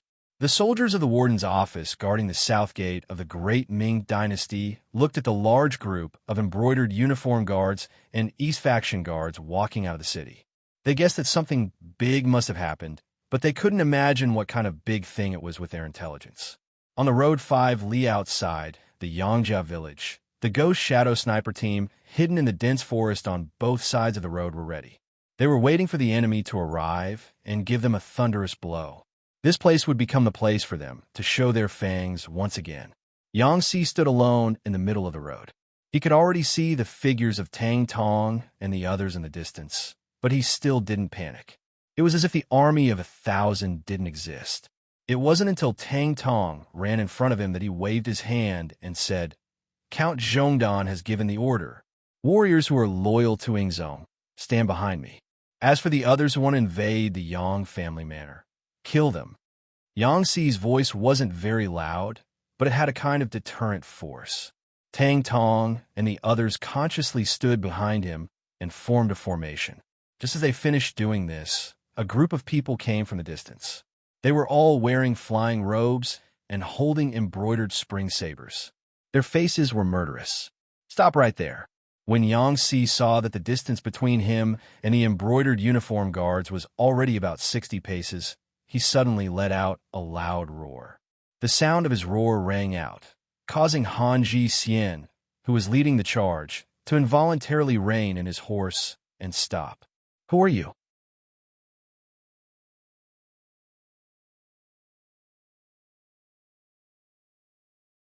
However, in the next second, the two of them became corpses.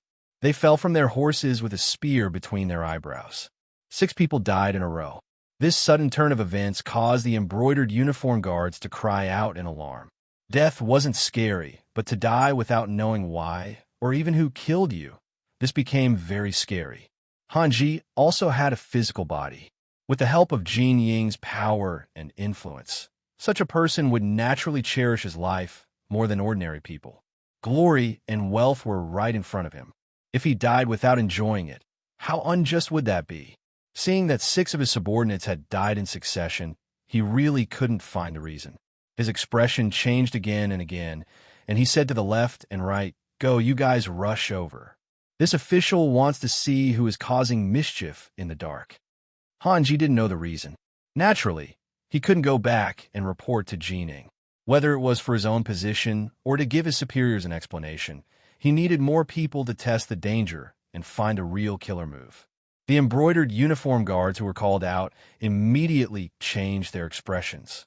There were only 2 kinds of people who knew that they would die but still wanted to go forward. One was someone with strong faith. The other was someone who was stupid.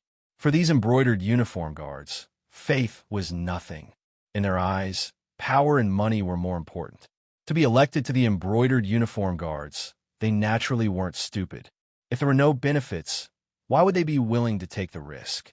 At that moment, several people looked at Han Ji with pleading eyes. Their pleading was very obvious. What? Is no one going to listen to my orders? Let me tell you, if you rush forward and die in battle, you will die for the country. Your family will be compensated.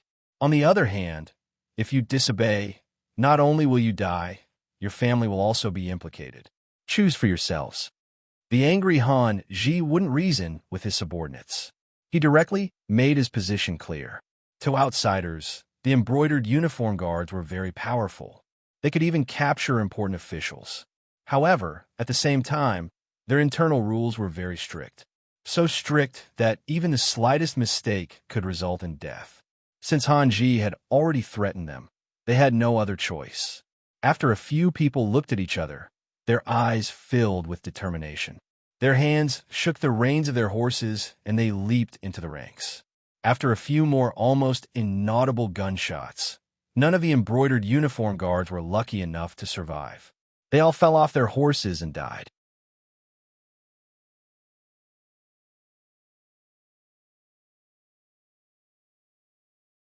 Chapter 156.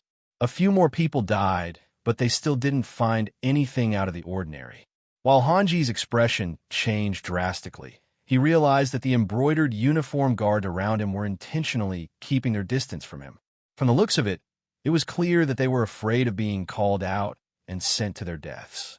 In the dense forest beside the road, the members of the Ghost Sniper team were very excited. They liked the feeling of taking someone's head from 1,000 meters away. The moment the bullet whizzed out, the blood in their bodies seemed to boil. Now, they just hoped that Han Ji wouldn't be scared and give them a chance to kill to their heart's content. Would Han Ji be scared? The answer was yes. Seeing 10 of his brothers die in front of him for no reason, he was scared out of his wits.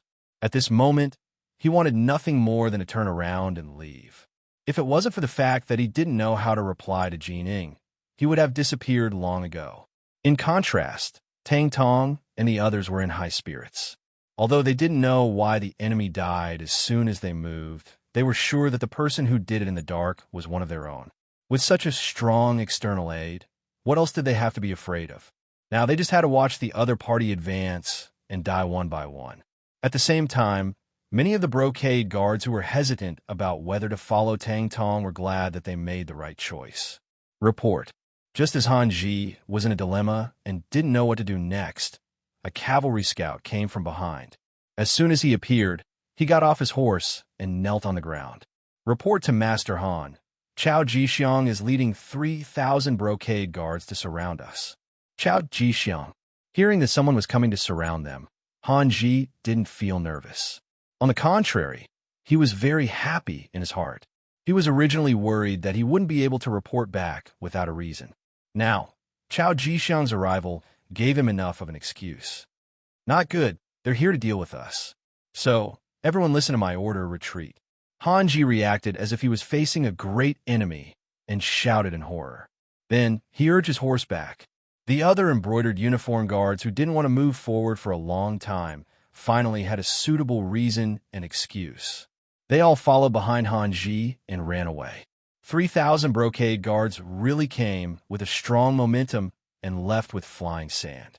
In the blink of an eye, they had all retreated, leaving only 10 gradually cold corpses on the ground. Where is Tang Tong? Send people to deal with these corpses. At the same time, send 100 people to guard this place. No one is allowed to take a step forward without orders. Otherwise, these people will become their role models. Yang Si issued the order loudly, then rode his horse back to the Yang village.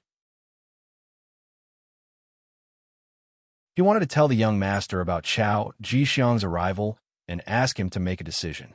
Chao Jixiang led the warriors under his command and the embroidered uniform guards that he could recruit, a total of more than 3,000 people, out of the southern part of the city and headed towards the Yang family manor.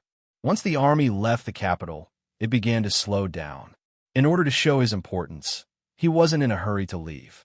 Instead, he wanted to wait for Han Ji and Tang Tong to kill each other. Then, he would appear as the one who collected the corpses. In this way, he would be able to show his importance.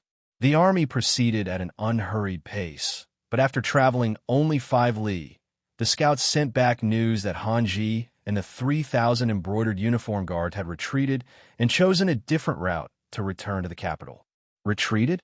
Could it be that they didn't fight with Tang Tong? Or did they not catch up at all? Chao Jixiang's face was filled with confusion and doubt. This was different from what he had imagined. We caught up with them, but we don't know why the two sides didn't fight. After they discovered our existence, they quickly left. The scout also had a puzzled look on his face, but he still told the truth about what he had heard. Chao Jixiang, who didn't know the reason, knew that the opportunity to watch the tigers fight was gone. However, he wasn't discouraged. There were benefits to not fighting. For example, Tang Tong and the others were safe. This was also a good thing. He believed that he had the ability to devour this force. This way, he would be able to strengthen himself without suffering heavy losses. All right, since Han Ji and the others have left, let's make a trip to the Yang family manor. I have heard of this East Marshal for a long time. Yang family manor. Chao Jixiang. This is indeed a character. Yang Qindong listened to Yang Xi's report and had a calm smile on his face. How could he not know of this eunuch who had eventually gone on the path of rebellion in history? It was only because of Wang Zhen's Jining that he didn't stand out so much. With the passage of time, this person had finally stepped onto the stage of history. Based on his performance, he had even had the opportunity to shine earlier than in history. Pass down the message. When he arrives, bring him to see this uncle. Yang Qindong, who had already bared his fangs, no longer had to be so careful in everything like before the wooden castle. Even when facing Chao Jixiang, he still had a sense of superiority. Yes, Yang Xi cupped his fists in acknowledgement and left. Yang Qindong was left alone to think about what to do next. He could no longer hide the fact that he was the vanguard of the Ying sect. A dynasty was about to have 2 emperors. He really didn't know what choice everyone would make. And what choice would the acting sect master, Zhu Qiyu, make? Han Ji led the 3,000 embroidered uniform guards back to the capital in a panic. As soon as they entered the inner city, they headed straight for the Imperial Palace. In the Imperial Palace, Jining had already told the newly ascended acting sect master, Zhu Qiyu, about the fact that Yang Qindong had returned to the capital as the vanguard of the Ying sect. She also told him about how he had already taken Empress Qian out of the palace. Zhu Qiyu's expression became somewhat panicked. His throne was not inherited from anyone, nor was it passed down orally like the other emperors. It was completely pushed to this position by the ministers who forced him to do something beyond his ability. He had originally thought that his brother, Zhu Qizhen, had died on the battlefield. That way, his throne would be rightful. But he had never imagined that he was still alive. What was the point of his throne then? Wasn't he being suspected of usurping the throne? Thinking of this, Zhu Qiyu tried to say to Jining, since royal brother is still alive, when he returns, we can give the throne back to him. Zhu Qiyu's answer disappointed Jining greatly. At the same time, she was shocked. If this was the truth, she could imagine what his fate would be. When the Ying sect left, he had told her to handle court affairs with another eunuch, Xing, and the Minister of Appointments, Wang Ji, and the Emperor's son-in-law, Jiao Jing. But now, not only had he taken over the other 3, he had also recommended Zhu Qiyu to be the emperor. If he was investigated, the result was obvious. Not only would she die, but everyone related to her would also not be able to escape. She absolutely could not allow Zhu Qizhen to ascend the throne again. After Jining made up her mind, she looked at Zhu Qiyu and said in a threatening tone, "Your Majesty, do you think this is borrowing something? If you don't need it, you can return it. This is the throne. Whether you're willing or not, you are now the acting sect master of the great Ming dynasty. Based on this, do you think that if he returns, he will spare you?" What should I do? Zhu Qiyu heard Jining's words and immediately panicked. Zhu Qiyu was not a shrewd person. In terms of scheming, he was far from his brother, Zhu Qizhen. He was straightforward and had a low EQ. Sometimes, he didn't even know how to be flexible. In history, he had even openly bribed the officials for his son to become the crown prince. This could be seen. Now that he heard Jin Ying's threatening words, he was naturally shocked. Speaking of which, no one wanted to die. Zhu Qiyu was naturally the same. Especially after being the emperor for a few days, the people below were very polite to him. No matter what he wanted to do, they would obey. This feeling made him feel a little smug. Now, he had to give up all of his privileges and even bear the risk of losing his life. If it were anyone else, they would be afraid and reluctant to do so. Jining saw that Zhu Qiyu was a little scared and knew that her words had worked. While she was happy, she spoke her opinion and meaning. Your Majesty, no matter how you obtain the throne, there is no doubt that it is legitimate. You were recommended by the officials and approved by Empress Dowager Sunday.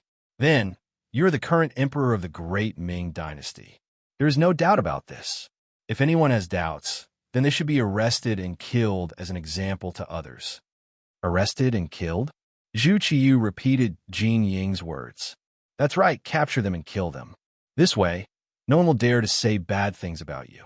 As for the matter of Emperor Ingzong returning to the court, I think we can make him the retired emperor, just like Li Yuan during the Tang dynasty. Wasn't he revered as the retired emperor by his second son, Li Shimin? In later generations, because Li Shimin was close to the government and loved the people, he was still revered as Emperor Taizong of the Tang dynasty. This is the example set by our predecessors. Jining was not an ignorant and incompetent person. When she spoke of history, she was clear and logical. After Jin Ying's advice, Zhu Qiyu's expression became much better. He did not want to die. In order to live on and even live a better life, he could only let his imperial brother suffer. All right, then we will do as you say and honor my imperial brother as the retired emperor. However, I don't know how the officials will react. Will they support me? After all, I have only been the emperor for a few days. My imperial brother has been the emperor for more than 10 years. It's fine. As long as we give enough benefits, these officials will make the right choice, Jining said confidently. Now that he had great power and Zhu Qiyu's support, he did not believe that anyone would dare to have any objections. Of course, he still prioritized roping in those who could be roped in. Ever since the Han dynasty revered Confucianism, the disciples of Confucianism were a privileged class and were high above the masses. They monopolized education and officialdom. They were decadent and fell. They were conservative and stubborn. However, they had great power. Even the emperor had to give face to Confucianism.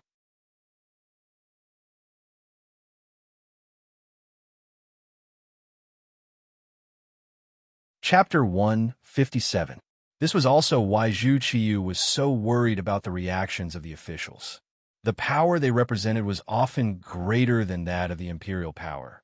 Jining naturally understood this principle. But it was precisely because he knew the reason that he was even more confident that as long as he gave them enough benefits, he would have no need to worry about the support of these officials. And among these ministers, there was one person who was very important, and that was Yang Chendong. Since Zhu Qiyu had sent him back as the vanguard, this meant that he was trusted. If he could also support Zhu Qiyu's claim to be the rightful emperor, Zhu Qiyu would truly be unable to make a comeback. After deciding on a plan with the emperor, Jining left the main hall and ran into the embroidered uniform guard commander Han Ji, who was like an ant on a hot pan. When he saw his master come out, Han Ji dropped to his knees. This subordinate was incompetent and was unable to capture Tang Gui and the others.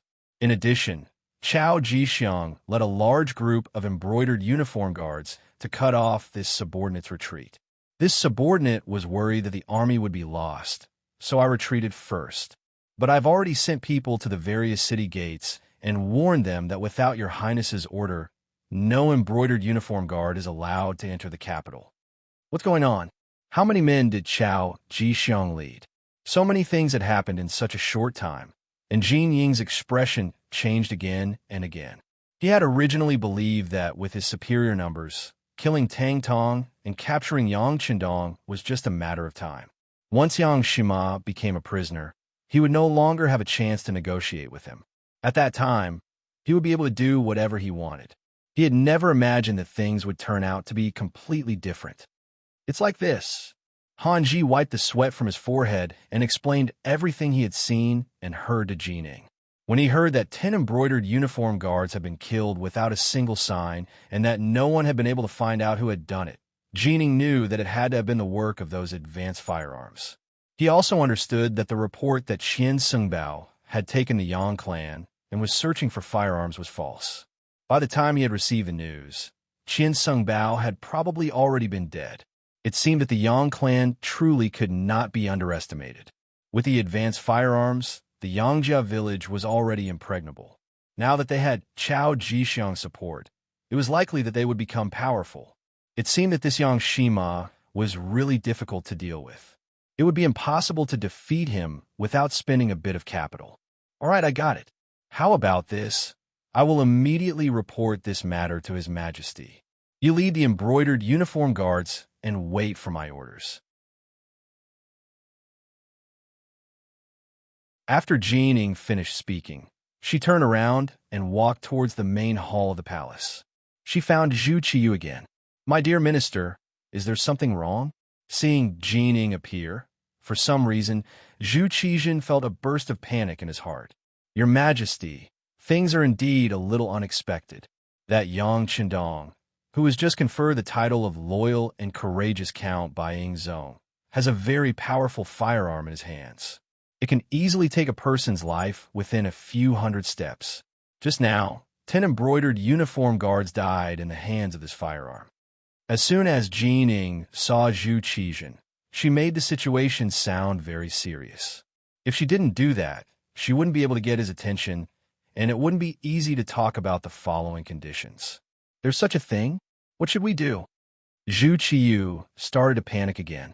He really didn't expect that he would be so nervous as emperor. Don't worry, I'll say the same thing. Your Majesty, as long as we give the loyal and courageous count enough benefits, it will be very easy for him to recognize you as emperor. Now, it's up to us to see how much capital we can spend, Jining asked tentatively. Although he said that he had great power now, when it came to conferring titles, it wasn't something that a powerful official like him could decide. All right, as long as he's willing to recognize me as emperor, I'll confer him a high official. My dear minister, what do you think will satisfy him?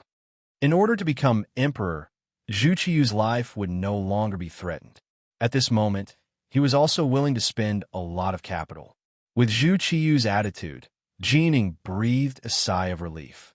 Your Majesty, since Yingzong can confer him the title of count, why can't we confer him the title of marquis? As long as we show enough importance, I'm sure that Yang Qindong will be indescribably grateful. At that time, he'll naturally follow your lead. When that time comes, Yingzong will really have no one to rely on. Confer the title of marquis? That's fine. I'll leave this matter to you, my dear minister.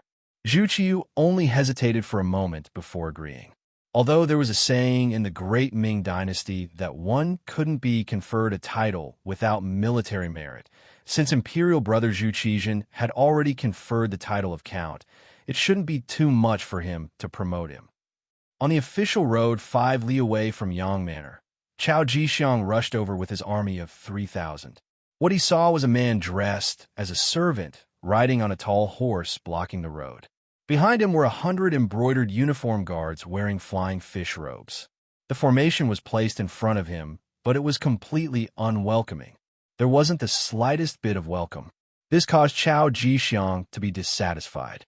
His nephew, Chao Exin, was flustered and exasperated as he shouted, "What are you doing? Don't you recognize Lord Chao?"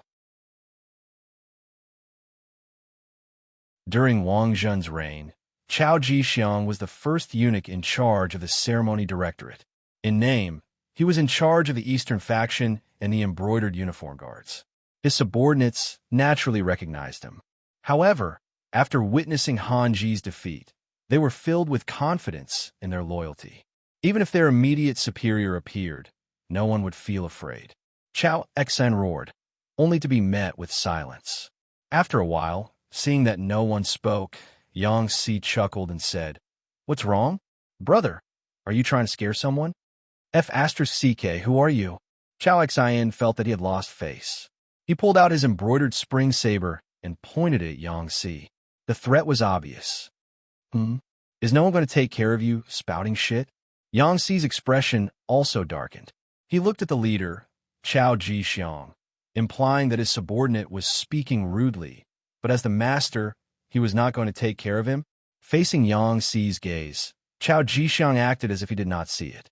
He raised his head slightly and looked at the sky above, as if he was sighing about the good weather today. Ding! A crisp and deafening sound suddenly rang out. The embroidered spring saber that was pulled out was struck by the spear and fell to the ground. Chao Xen, who was holding the saber, also staggered and almost fell off the horse. Who is it? The sudden change caused all the embroidered uniform guards to be extremely alarmed. The foster sons of Chao Xian and Chao Duo even stood on the left and right of Chao Ji-xiang, and they looked around with the intention of clearly seeing where the threat came from. There is no need to look. If I want your little lives, it is merely a matter of raising my hand. The corner of Yang Si's mouth curled as he coldly snorted when he saw Chao Ji-xiang and the rest acting as if they were facing a great enemy. When his voice fell, it also attracted the laughter of the 100 embroidered uniform guards behind him, including Tang Tong. The mocking laughter entered Chao Xian's ears, causing his face to flush red. He felt that he had lost all face. In a fit of anger, he wanted to charge forward. However, he had just taken a step forward when the warhorse under him was suddenly startled. It then fell to the ground with a plop. Chao Xian, who was unprepared, was thrown to the ground. When he fell off the horse, he rolled a few times. His body was covered in dust, and his face was pale as he stood foolishly on the spot.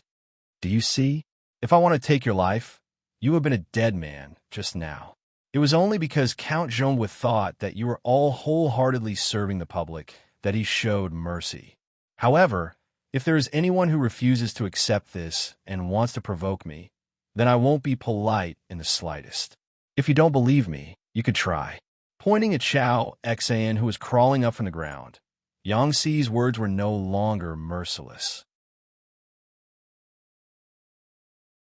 This time, there was no one who didn't believe him. Although there were still some people who didn't accept this, they suppressed the impulse in their hearts. This was because they knew that if they didn't act properly, it was very likely that they would end up dead on the spot. Chao Ji-xiang, who was originally calm and waiting for Yang Qindong to appear, was no longer as relaxed as before. When he looked at Yang Si again, he first pushed away Chao Xian and Chao Duo, who were protecting him. Then he mounted on his horse and cupped his hands together. This brother, I am Chao Ji-xiang. I have something to discuss with Count Zhongwu. Please pass on a message. Wouldn't it have been fine if you had done this earlier? All right, wait for me to report to Count Zhongwu. Yang Si had long expected this kind of result. He cupped his hands together and spoke with a trace of politeness. Turning around, Yang Si didn't immediately head straight for the Yang clan manor. Instead, he said to the leader, Tang Tong, look carefully. If anyone doesn't listen to my advice and recklessly charges forward, you only need to shout loudly, and there will naturally be people who will take their lives. After saying this, Yang Si swaggered off, leaving Chao Ji-xiang and the others with no place to vent their anger.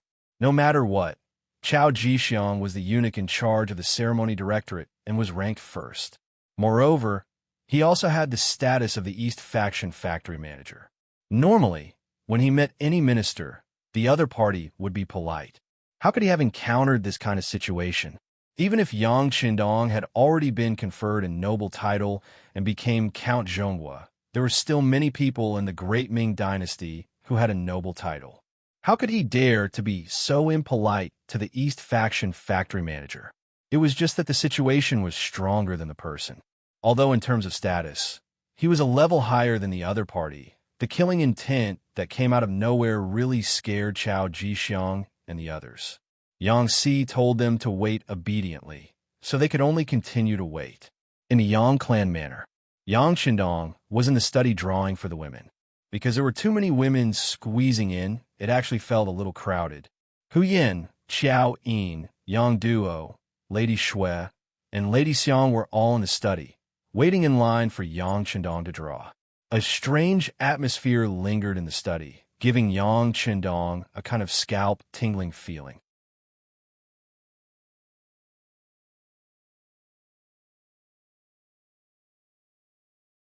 Chapter 158. Among the 5 women, Hu Yin and Yang Duo were in the same group. Their gazes were the most direct, sweeping over Qiao Yin and the other 2 women from time to time, giving people the feeling that they were scanning their bodies. Because of their backgrounds, Hu Yin and Yang Duo had more in common. In their opinion, it wasn't that a man couldn't marry a concubine, but he should at least respect the first wife, right? Obviously, Hu Yin should play the role of the first wife. Xiao Yin and Madame Shui were in the same group. They were all people who had served Yang Qindong before, and they had the same experience of serving him. Naturally, their hearts were closer. However, when they faced Hu Yan's gaze, they still felt a little unnatural. Perhaps they also knew that with their backgrounds, it was impossible for them to be the first wife of the 6th young master. To be able to become a concubine was already a blessing from their ancestors. The last of the 5 women, Madame Xiang, felt uncomfortable standing there. She was extremely careful when she spoke and walked. Her background wasn't good, and she hadn't been recognized by Yang Qindong. Logically speaking, she shouldn't stay here. However, after experiencing the previous incident, she didn't want to let go of this relationship. So what if she was looked down upon? In short, this time she definitely wouldn't back down. Even if she had to refuse, she would do it on Dong Shuai's bed. It was said that 3 women were enough to make a show, but now there were 5 women. 4 of them had feelings for him, and one of them was his biological sister. Yang Qindong didn't know what to do. Although he was still holding a brush, he was no longer in the mood to paint. Cough. With a light cough, Yang Qindong decided to change this situation. Some things needed to be made clear. Otherwise, he didn't know how he would live in the future. What he wanted was to enjoy the happiness of having multiple wives, not to look at other people's faces and consider their feelings.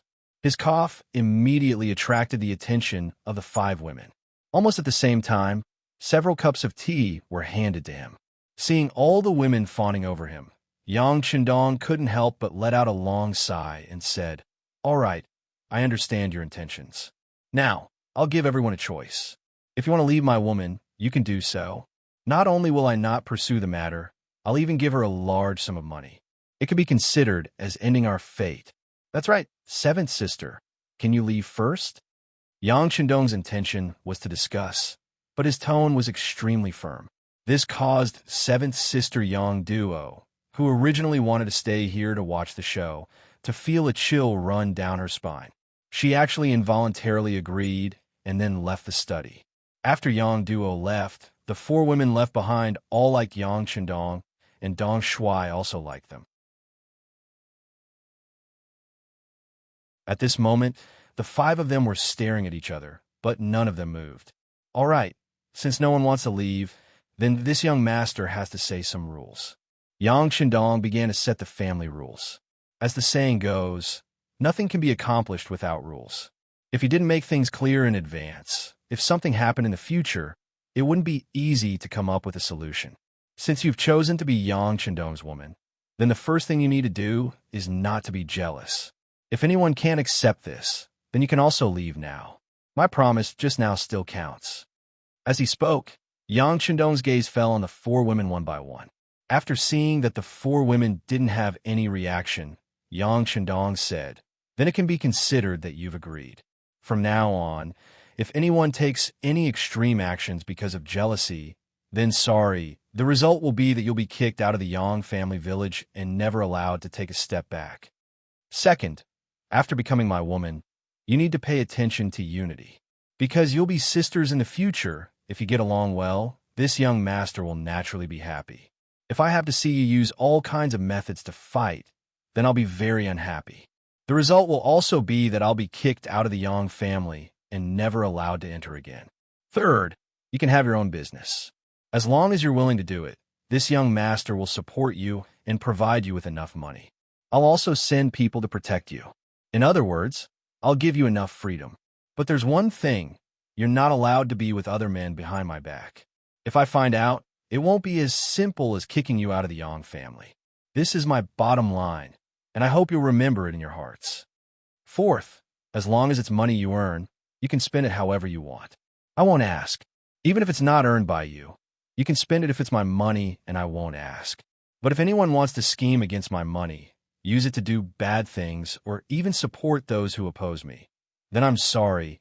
The consequences are not something you can imagine or even bear. Fifth, after becoming my woman, you don't need to care too much about status. I'll treat you equally. As for how you'll call each other sisters, that's up to you. I won't interfere in these matters. But I also don't want anyone to bully the weak and think that they're better than others. That's something I won't allow. All right, that's all for the above 5 points. I've finished my requests. If you have any other requests, you can raise them now. But after today, once I walk out of the study, don't talk about it casually in private.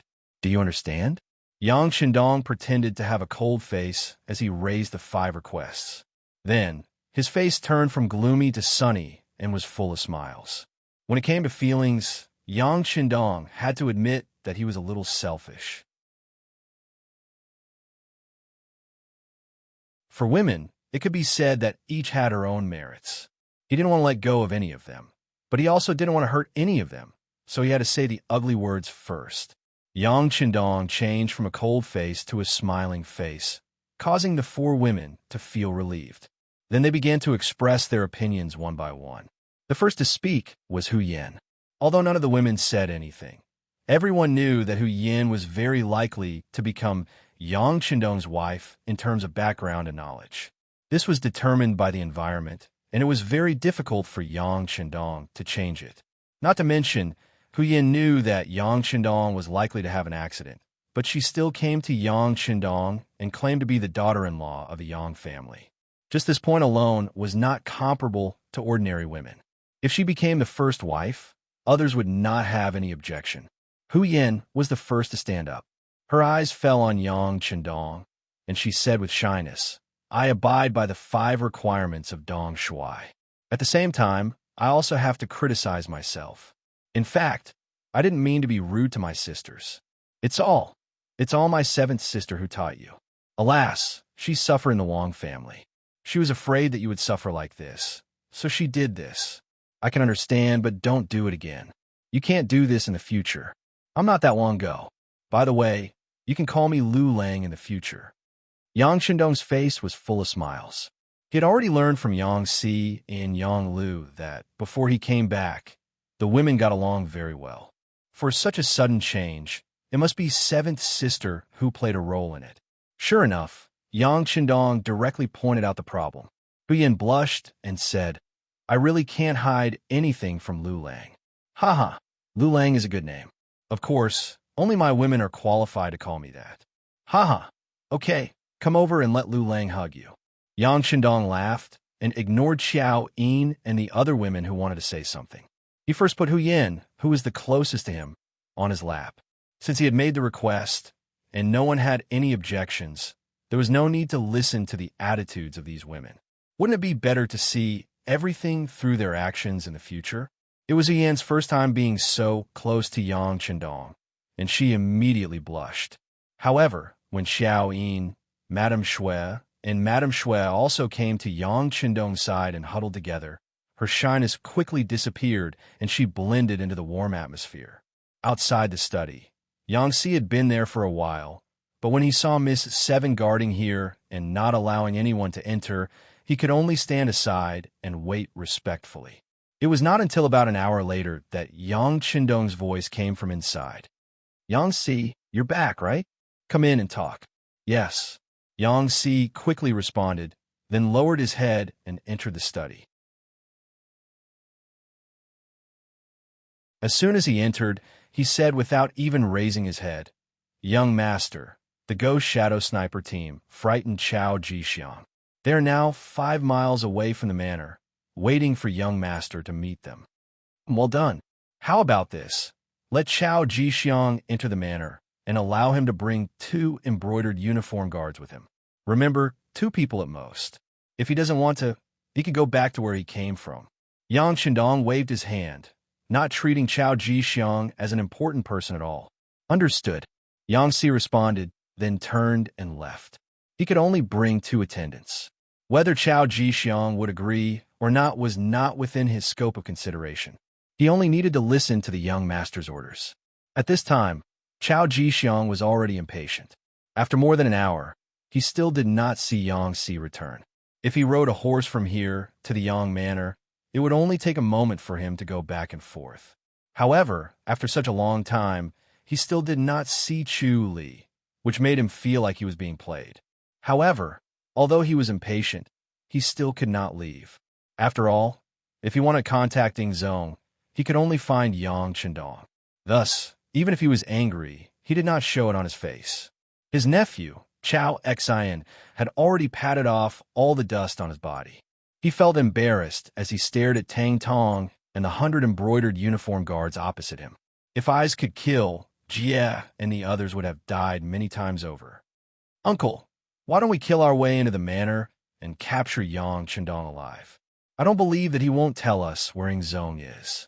Chao Xian, who wanted to regain his face, saw that Yang Si was not coming back, so he impatiently suggested to Chao Jixiang.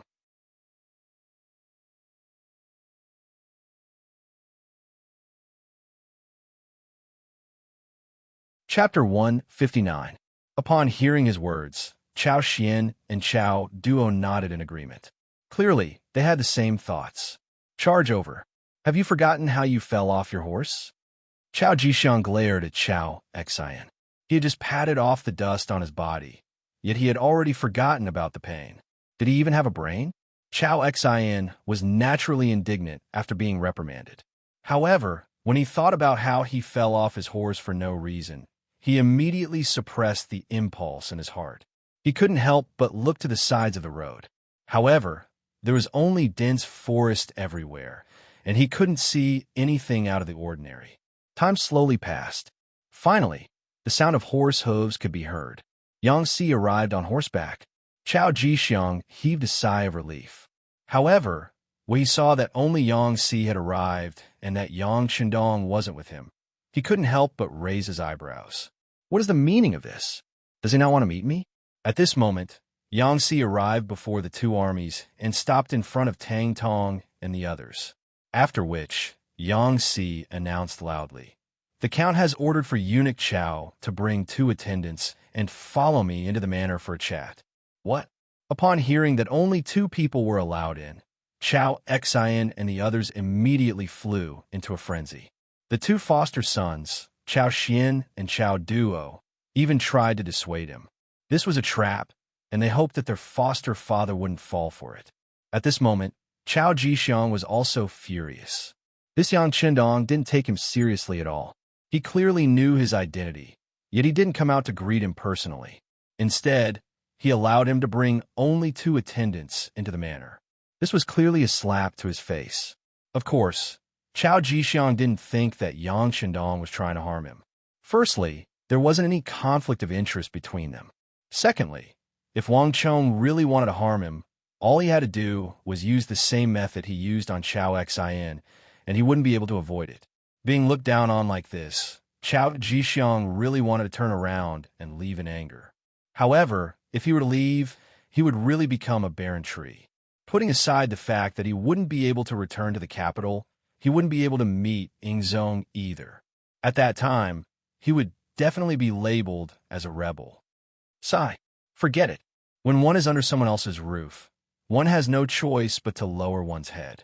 However, Yang Chendong, for humiliating me like this today, this duke will get his revenge sooner or later. Chao Jixiang decided to lower his head. He turned around and pointed to 2 good fighters from the East faction and said, "You 2 come with me. The rest of you stay here. Remember, no matter what happens, no matter how long you wait, stay here obediently. If anyone dares to make a decision on their own, I will not let them off easily when I return."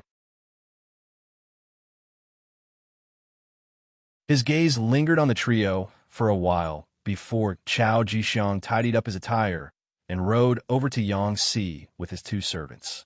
"Brother, please lead the way." "No problem, no problem. Please." Seeing that Tang Tong was being polite, Yang Si naturally returned the greeting. Then, the 4 of them walked past Tang Tong and the others, heading straight to the Yang clan manor. Not long after Chao Jixiang left, another team arrived behind his team. The leaders were Jining, Han Ji, and the others. Jining seemed to cherish her life. She had brought 3,000 men with her this time. Although both sides were embroidered uniform guards, in reality, they belonged to two different camps. The moment they met, an atmosphere of mutual hostility filled the air. Do not attack without orders.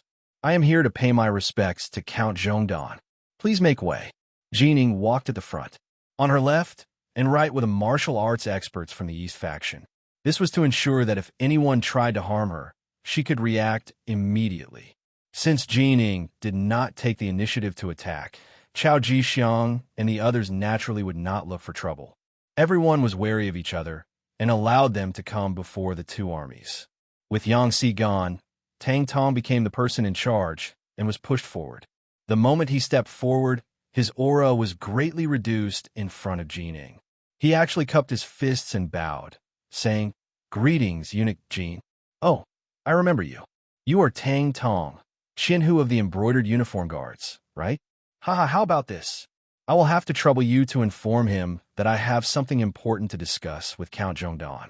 Jin Ying's face was full of smiles, as if she and Tang Tong were old acquaintances. This was the first time Jining respected him so much. For a moment, Tang Tong felt like he was floating. "All right, please wait for a moment, eunuch Jin. I will go to Yang Village now." Thank you, thank you." As Jining finished speaking, Tang Tong had already mounted his horse. He turned and galloped in the direction of Yang Village. Yang Si brought Chao Jixiang and the others to the inner courtyard of Yang Village. Yang Lu stood there. He raised his hand and blocked their way. "What are you doing?" Yang Lu's action caused one of the embroidered uniform guards to draw his spring embroidered knife. But just as he drew his steel knife, he felt pain in his arm. Blood splattered. His right hand, holding the knife, had been hit by the first guard hidden on the roof of Yang Village. The steel knife fell to the ground. The guard's pained cry rang out. "You have 3 breaths time to shut up. Otherwise, the next hit won't be your arm, but your head." Yang Lu reached out his right hand and gestured a pistol. He chuckled as he spoke to the embroidered uniform guard who dared to draw his knife. Although Yang Lu was smiling when he spoke, the content of his words was so terrifying that the embroidered uniform guard immediately shut his mouth. He allowed the pain to break out in a cold sweat. He didn't dare to make the slightest sound. That's more like it. Our count doesn't like to see people using weapons. So, it's best that you cooperate with the inspection. Come, raise your arms and take out your weapons. Yang Lu walked in front of Chao Jixiang with a twisted smile. Chao Jixiang knew that Yang Lu wanted to search him. Although he didn't have any weapons on him, this action was a form of contempt. This made him very unhappy. But since he was here, he had to abide by the rules. Especially since there was already an example in front of him, he didn't dare to play any tricks. Only after letting out an unhappy snort, he still cooperated with Yang Lu's inspection in the end. After searching for a while and not finding any dangerous items on him, Yang Lu nodded and spoke to Yang Si. "Fourth brother, I'll bring him in. No problem. I also need to keep an eye on the front in case anyone tries to play any tricks. As for these two, just stay here obediently. Remember, if you dare to do anything untoward, I guarantee that your heads will explode in the next second." After Yang Si agreed, he intimidated the 2 embroidered uniform guards who had followed him. Then, he mounted his horse and rushed out of the manor. Just as Yang Si rode out of the manor, he saw Tang Tong riding a horse towards him. "Stop! Why aren't you keeping an eye on the front? Why are you running into the manor?" Tang Tong was still a Qianhu of the embroidered uniform guards and wasn't considered a member of the Yang Xie's new army. Naturally, he couldn't enter the manor as he pleased. "Brother Yang Si, eunuch Jining is here.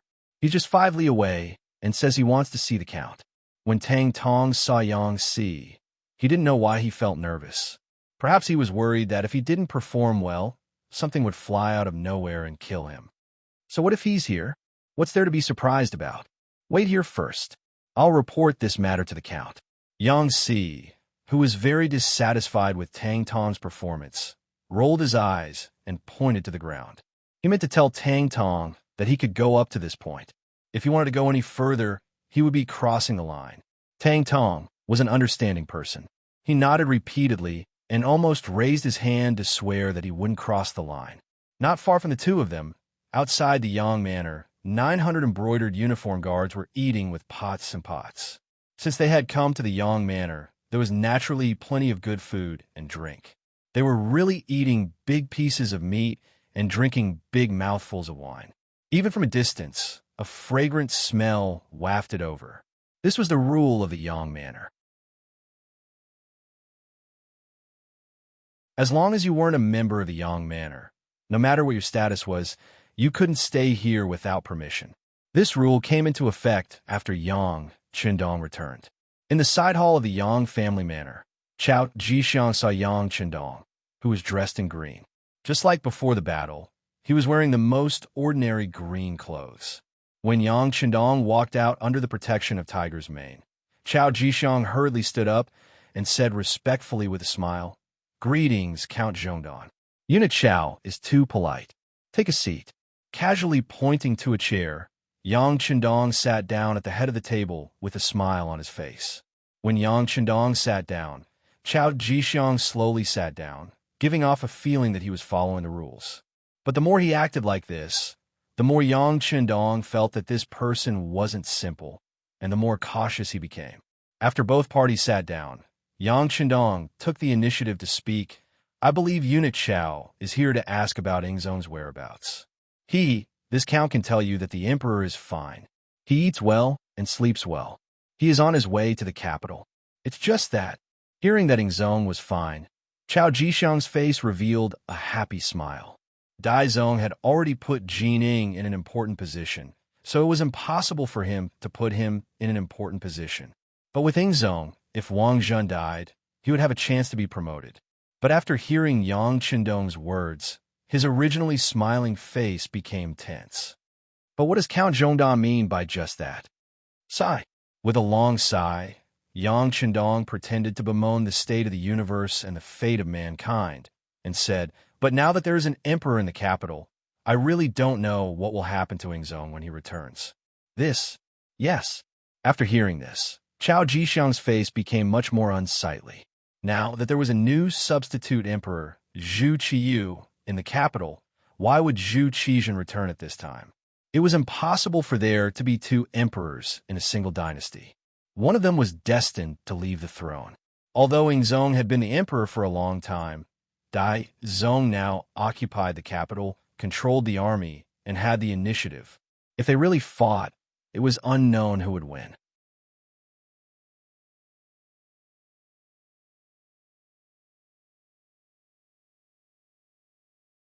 Chapter 160. If Ingzong won, everything would be fine. But if he lost, wouldn't he be doomed as well? The stakes were too high. Human lives were at stake.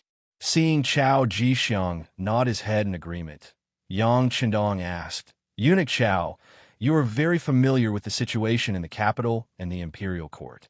Do you have any good ideas?" You really don't have any? As the saying goes, two tigers cannot live on one mountain. If the two tigers fight, one of them will be injured. Chao Jixiang gave an example, saying that they needed a war to solve the problem. No. After hearing Chao Jixiang's suggestion, Yang Qindong shook his head. "Eunuch Chao, since you have been in the capital for a long time and hold the power of the Eastern Depot and the embroidered uniform guard, you should know that Walla's army is approaching the capital. If there is an internal conflict in the imperial court at this time, it will only hurt those close to you and make your enemies happy. Then what should we do?" Thinking about the military intelligence he had just received, Walla's army had already broken through Baiyang Pass and Zijing Pass and was currently attacking Jiong Pass. The gates to the capital were about to open, and if that was the case, the capital would be in danger. It was indeed not a good time to have internal strife. But in this situation, without confirming who the emperor was, how could they divide their forces to fight against Walla's army? Just as Chao Jixiang's face was filled with worry, Yang Si rushed in from outside. The moment he entered the hall, he knelt on the ground and respectfully said to Yang Qindong, "Young master, Eunuch Jining is here. He is waiting for you 5 li outside the Yang residence. Oh, so fast. Haha, please. After hearing this, Yang Chendong was not surprised at all. It was clear that he had expected this. But after saying please, he did not forget to add to Yang Si. Old rules. He can only bring 2 people to the residence. Sigh. This uncle only wants to live the life of an ordinary person. I don't want to see an army coming. I will be afraid. Yes. Yang Si nodded and then walked out of the room. When Xiao Jixiang saw this, his heart was filled with disdain. You have such powerful retainers. Are you afraid that others will send an army to attack you? What a joke. Of course, these were just thoughts in his heart. After knowing that Jining was coming, there were some things that needed to be said in advance. Originally, Xiao Jixiang wanted to wait for the right time, but now he didn't dare to hide anything. Uncle Zhongdan, Jining has already pledged her loyalty to Daizong. You have saved Ingzong, and you have done a great service. I believe that once Ingzong ascends to the position, you will not be lacking in benefits. You have to think twice about your every move. Reconsider? Well, I've been thinking about it. Let me think about it.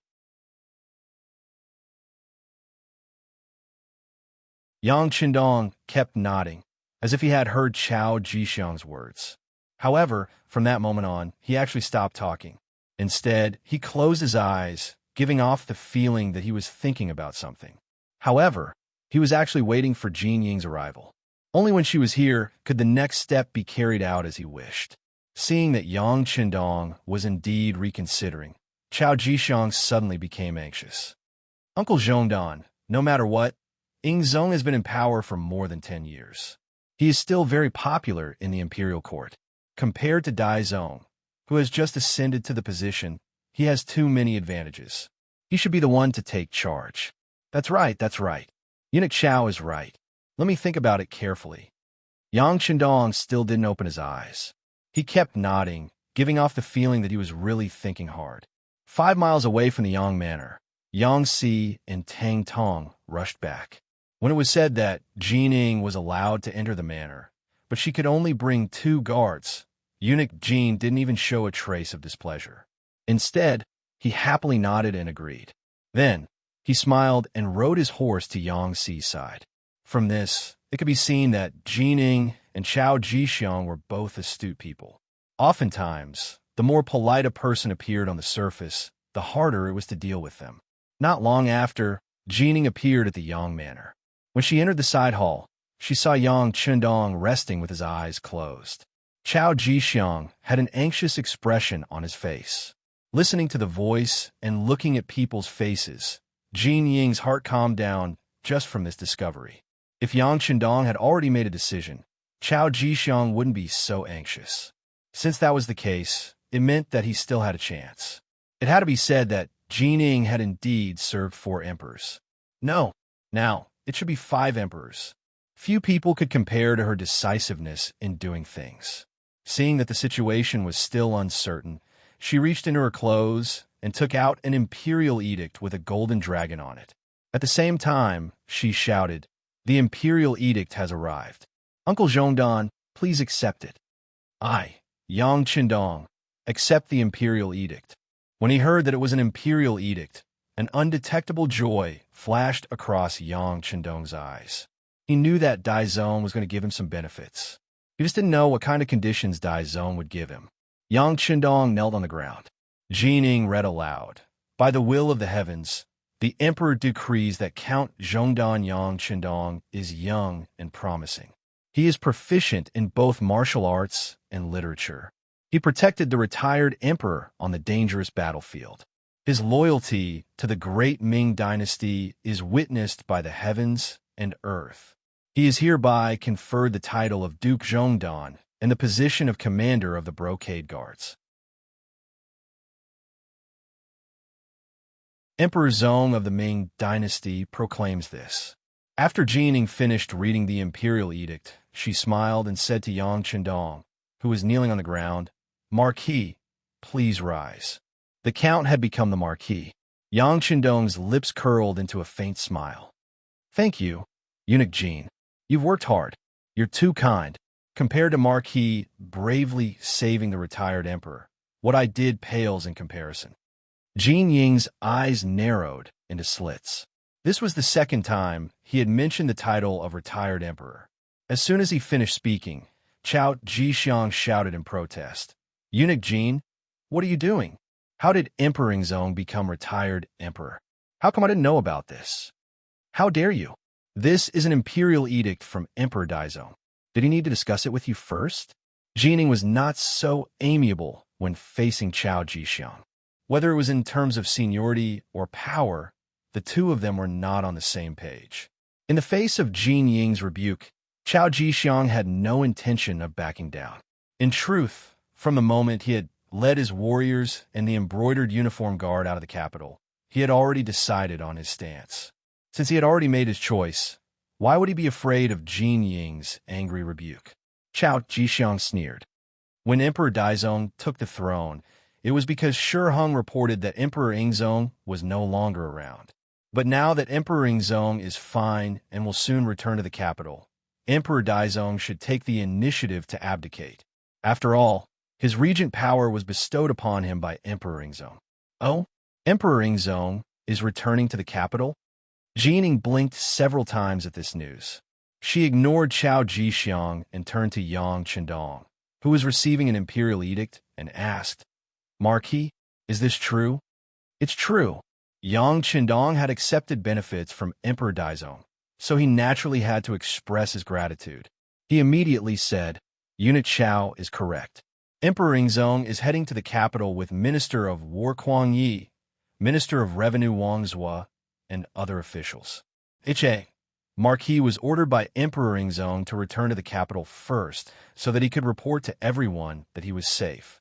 But he didn't expect Emperor Daizong to have already ascended the throne. In this case, once Emperor Ingzong returns to the capital, won't there be a country with two emperors? What should we do then? Yang Chendong directly laid out the problem in front of Jining and Chao Jixiang. His gaze continued to wander between the two of them. A country with two emperors. Whenever such a thing appeared in history, it would always be accompanied by fierce battles. How could a mountain contain two tigers? Not to mention, how could there be two voices in a country? If something were to happen, whose orders should they listen to? Jin Ying and Chao Jixiang quickly thought of this problem, and for a moment, their faces turned extremely nasty. They felt like they had been stumped by reality. Based on the current situation, it was clear that no one would back down so easily. The result was likely to be a clash of swords and weapons. With a great enemy like Walla by their side, any internal strife would only benefit others. In the side chamber, the atmosphere became extremely tense. The three of them didn't speak for a long time, each with their heads lowered, thinking about their own matters. Yang Chendong also had his head lowered, but he wasn't thinking about anything. Instead, he was resting with his eyes closed. He had hurried on his journey and hadn't had a good rest since returning. He was indeed a little sleepy. It was precisely because he was sleepy that he began to snore softly. This was so clear in the silent side chamber, so out of place. Cough, cough. Jining and Chao Jixiang coughed softly at the same time, using this method to wake Yang Chendong up. There was movement. Yang Chendong had indeed woken up. When he raised his head, he met Jining and Chao Jixiang's eyes. He smiled and said, What? Have the two of you come to a conclusion? If you have, then please leave. Marquis has been hurrying on the road for days. He is indeed too tired. After he finished speaking, Yang Chendong slowly stood up. From the looks of it, it was clear that he wanted to leave this place and find a big bed to have a good sleep. Yang Chendong wanted to leave.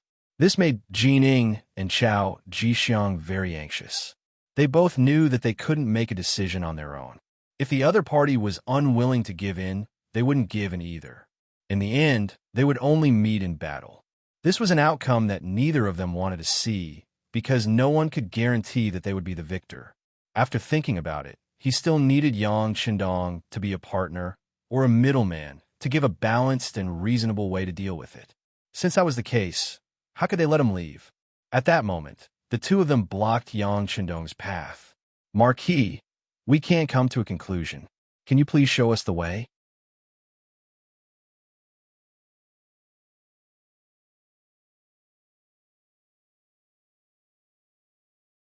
Chapter 161.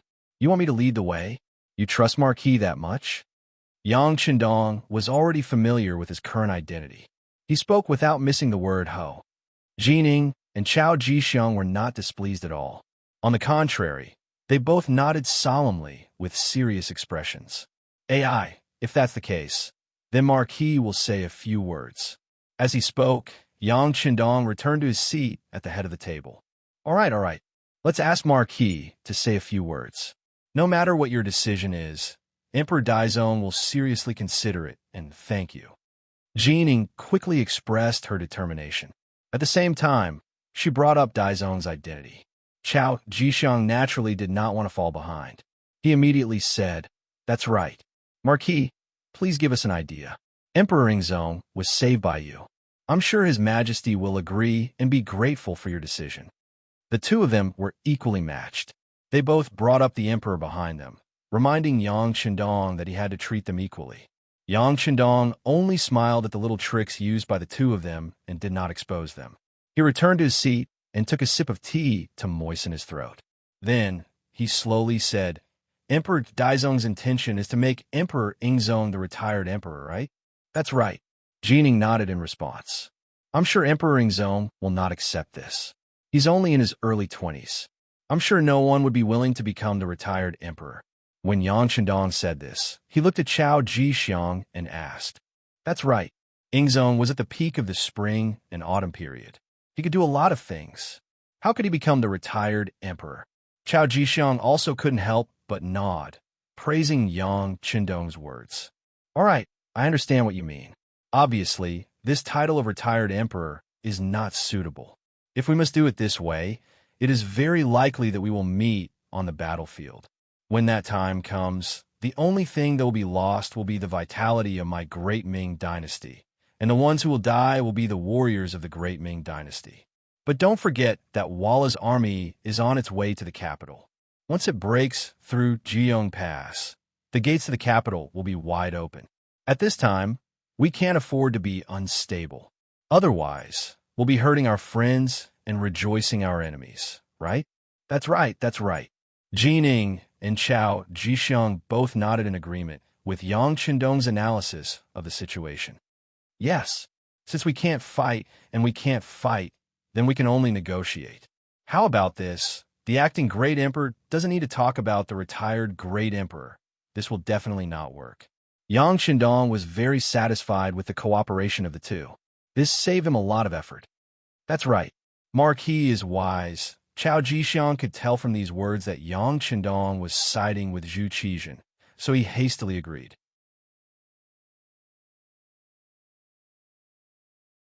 This made Jining, who was at the side, a little unhappy. "What's wrong? We just promoted you to Valiant Marquis, and you're not even speaking for the acting great emperor?" But before Jining could object, Yang Qindong turned to her and said, "The acting great emperor can't possibly abdicate the throne to Emperor Ingzong, who lost to the enemy on the battlefield, right?" When Yang Qindong said that Emperor Ingzong was a defeated emperor, Jining was extremely happy, and she immediately agreed. Yes, it's only Marquis who has sharp eyes that can see through everything." "Ha!" Yang Qindong only chuckled at this not-so-clever flattery, not minding it at all. Instead, he continued, "Then this matter is already extremely clear. Everyone has their own reasons, and both of you are emperors of the 9 and 5. Relying on the capital alone won't be enough to satisfy your needs. Why not shift your gaze elsewhere? Why must you stick to one place? The Great Ming doesn't just have one major city, the capital." What is Marquis' intention? When Jining and Chao Jixiang heard this, they were stunned. They did not understand what Yang Qindong meant. This isn't Marquis' intention. The two of you asked me for advice, so I had no choice but to come up with this idea. Of course, this idea might not be very clever, but if eunuchs don't think it's appropriate, you can just pretend that Marquis didn't say anything." Yang Qindong chuckled, putting on a nonchalant expression. In fact, this result was within his expectations. In fact, he had already made preparations for this when Zong set out for the war. Yang Shandong had come up with the idea, but he didn't want to take the blame. Jining and Chao Jixiang were both shrewd people, so how could they not understand the meaning behind these words? The two of them immediately nodded. Yes, we asked Marquis for the idea. None of this matter has anything to do with eunuch. Very good. Since that's the case, I'll add a few words. Since the capital can only have one emperor, why can't Emperor Ingzong give up this place? For example, if you go to the capital of Nanjing, the climate there is pleasant, and it's no less prosperous than the capital. It already has other palaces and palaces. It truly is a place where dragons flourish. Under their gazes, Yang Shandong finally revealed the ultimate goal of his plan, which was to divide the Great Ming dynasty into two. Go to Nanjing? Chao Jixiang's eyes widened. It seemed that this result was completely out of his expectations. It was also something that he had never thought of before. It wasn't just Chao Jixiang. Even Jining fell silent. Similarly, the result was somewhat out of his expectations. He had originally believed that as long as he could rope in Yang Shandong, he would be able to learn of Emperor Ingzong's whereabouts. Afterward, he would send an army to bring Emperor Emeritus back to the capital and place him under house arrest. But now, it seemed that Yang Shandong would not betray Emperor Ingzong. Not only that, he even had the idea of allowing Emperor Ingzong to continue as emperor. Fortunately, he was not allowed to return to the capital, which could be considered as speaking on Daizong's behalf. Yang Shandong had proposed the plan, but whether or not they would do it was not up to him to decide. However, he believed that his idea would be the most perfect one after considering all the situations. Chao Jixiang fell silent as he mentally weighed the feasibility of this plan. Daizong was now emperor in the capital and wielded great power. If Emperor Ingzong returned, there was a high chance that he would be captured and then placed under house arrest with the title of Emperor Emeritus until he died. If this was the case, anyone who had pledged allegiance to Emperor Ingzong could easily imagine their fate. Since he had no confidence, he might as well go to Nanjing and proclaim himself emperor. Given that Emperor Ingzong had been emperor for so many years, he should be able to quickly accumulate a powerful force. At that time, he would have the choice of remaining in Nanjing or fighting his way back to the capital. In this way, Yang Shandong's plan could not be considered wrong. On the other end, Jining was also considering Yang Shandong's proposal. It was true that Daizong was emperor and that he controlled the capital, but his ascension to the throne had not been justified, and he had only been on the throne for such a short period of time. Who knew what those important officials in the capital were thinking? If they supported Emperor Ingzong, wouldn't Daizong's position be at risk? If that was the case, what sort of role would he be playing and where would he go? Speaking of which, even if Daizong won, he would probably be riddled with wounds, perhaps even greatly weakened. What strength would he have left to resist the Walla's army? And if he was ultimately defeated by the foreigners, he would not have a good end either. It was better to just let Emperor Ingzong proclaim himself emperor in Nanjing. As long as he developed well, there was no need to worry about the day when he could reunite the country. Daizong would have more time to prepare, and Jining would be able to obtain even more benefits. The two of them had different thoughts, but their final decision was the same. After some thought, Chao Jixiang made a temporary decision. Okay, I agree. This duke will do his best to persuade Emperor Ingzong, but there are still some conditions. For example, the families of Kuang Yi and the other important officials are still in the capital and need you to let them go. In addition, if other officials are willing to go with Emperor Ingzong, you are not allowed to stop them. Everything is up to them. This was a temporary decision because Chao Jixiang could not represent Emperor Ingzong. He could only act as a lobbyist. Jining had also made her decision. She felt that Chao Jixiang's conditions were reasonable, but she stated that she would have to go back and consult Daizong Emperor Zhu Qiyu before she could give a final answer. In front of Yang Shandong, the two of them discussed a few general issues, but they did not discuss the details. This was because they were both keenly aware that anything that was too detailed would end in the end. Both sides would have to send representatives for more detailed discussions before they could reach a conclusion. This included the territories under the jurisdiction of the two emperors. Yang Qindong was only responsible for the two of them. As for whether they succeeded or not, and what else they had to do after they succeeded, he would not interfere. By doing all this, he already had suspicions that he had exceeded his authority. He did not want to interfere in every matter and end up being hated by others. Although Jining had not learned of Ingzong's whereabouts from Yang Qindong, she had managed to protect Dai Zong's position and return satisfied. She left Chao Jixiang alone in the side hall. He had to see Emperor Ingzong before he could do anything. Marquis will arrange for someone to lead you to Emperor Ingzong. You could do as you see fit. Oh right, when you leave, remember to bring Empress Qian with you. I think she will cooperate with you to do some things. Looking at Chao Jixiang, who was standing there with a longing expression, Yang Qindong left these words before he got up and left the side hall.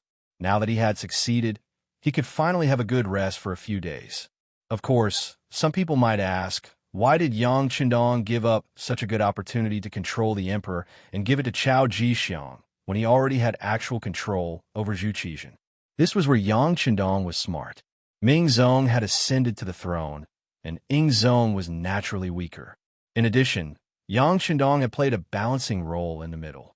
It could be seen that in the future, no matter who it was, it would be very difficult to have the great Ming dynasty alone. Since Ingzong was no longer the one and only emperor whose words carried enormous weight, why did Yang Qindong want to hold him in his hands and make him the target of public criticism? With an emperor by his side, he would have to ask for instruction from time to time, and he would even have to kneel. How could it compare to the pleasure and satisfaction of being an independent third party?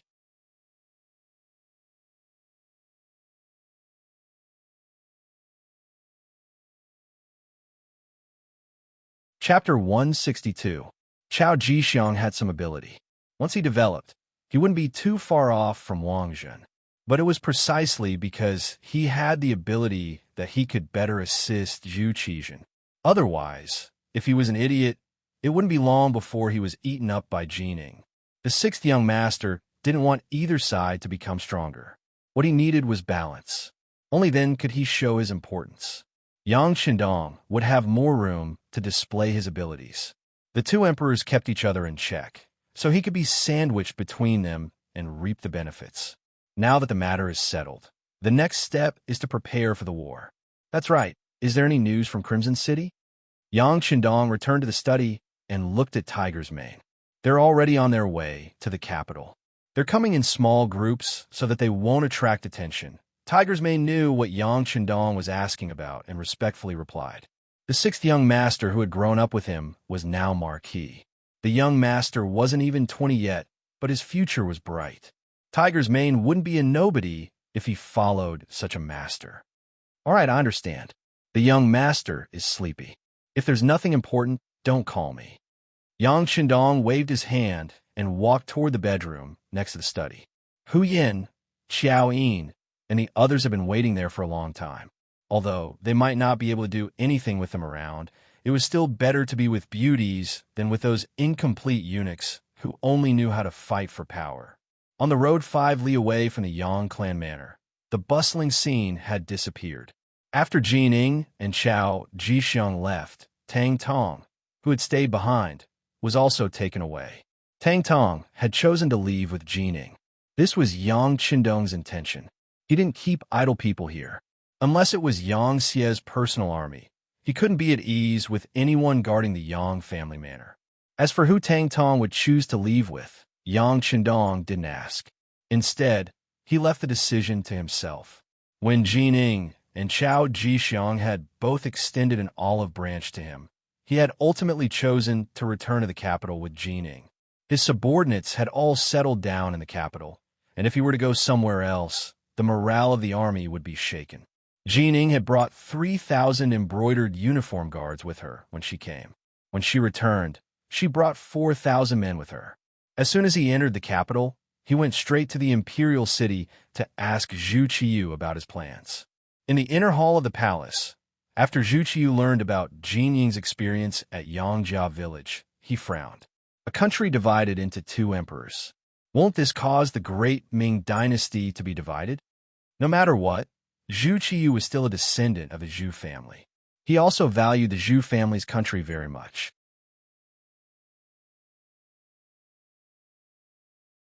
It was not unreasonable for him to have such thoughts. Jining didn't think too much about it. He just wanted to hold on to power. As for whether or not the country would be divided, that was a matter for the future. Your Majesty, this subject also knows that this is not a perfect plan, but I truly cannot think of a better one.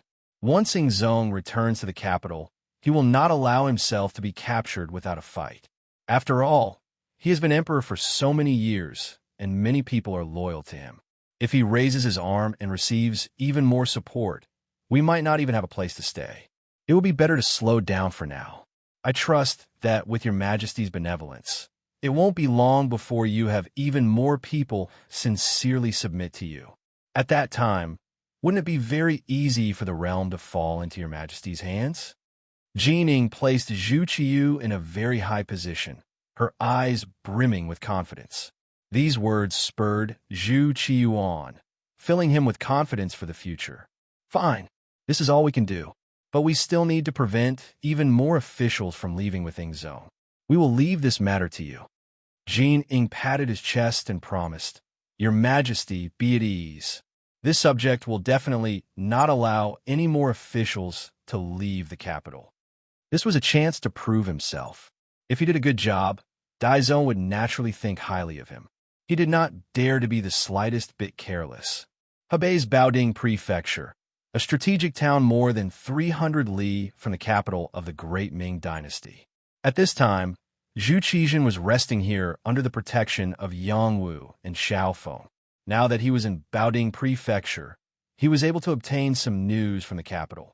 When he heard that his younger brother, Zhu Qiyu, had ascended to the throne and taken the title of Emperor Jing, Zhu Qizhen's rage was easy to imagine.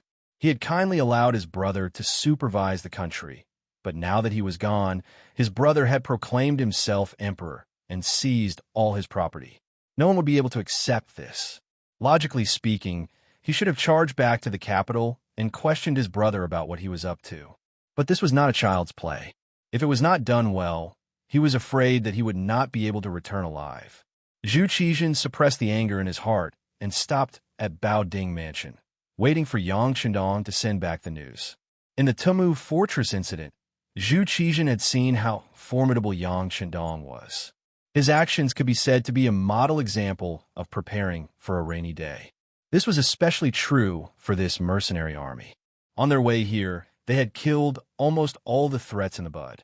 Just based on what he saw, he didn't know how many groups of Vala cavalry had been wiped out before they could discover them. Their methods were powerful, their training was thorough, and their movements were nimble. Not even the elites of the Great Ming Dynasty could compare to them. After Yang Chendong left, Zhu Qizhen had communicated with Xiao Feng many times, hoping to use this army for his own use. He had even tried to tempt them with the promise of a beautiful future. But the results were not very good. After interacting with them, he realized that this was an army that only recognized money and not people. According to Xiao Feng, as long as you gave them money, they would work for you. As for promises, they could forget about them. They were far less practical than money. Moreover, because of Zhu Qizhen's status, Xiao Feng's hiring fee was 3 times that of Yang Chendong's.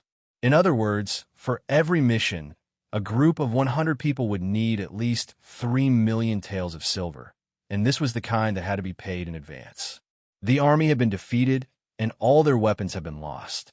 Where would Zhu Qizhen find the money to support such a large expenditure? He could only think of transferring money from the national treasury after entering the capital. But now that Zhu Qiyu was the emperor, he could forget about the national treasury. This made Zhu Qizhen feel even more dejected. At one point, Zhu Qizhen even had to consider where he would go in the future.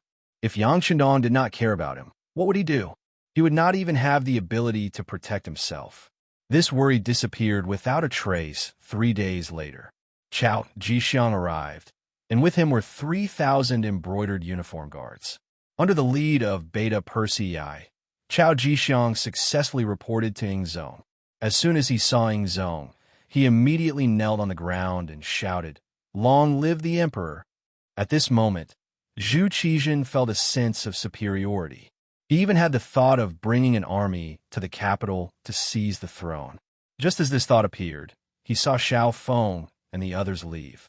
The heroic spirit that had just appeared in his heart disappeared without a trace. After seeing the strength of this mercenary army, he began to despise the embroidered uniform guards in his heart. Chao Jixiang arrived, and after seeing Ingzong and the 9 officials, he gave them a detailed account of what had happened in the capital. At the end, he even mentioned that Yang Qindong had been made a marquis and his idea of 2 emperors ruling the country. 2 emperors ruling the country. After hearing Chao Jixiang's recount, Minister of War Kuang Yi and Minister of Revenue Wang Zhuo glanced at each other. How could they not know that doing this would be tantamount to splitting the great Ming dynasty? However, what better way was there to deal with this than now? Different from Kuang Yi and Wang Zhuo, the other 7 officials were secretly happy. If Zhu Qizhen really went to Nanjing and proclaimed himself as emperor, then it was obvious that they would be promoted by 1 or even 2 ranks.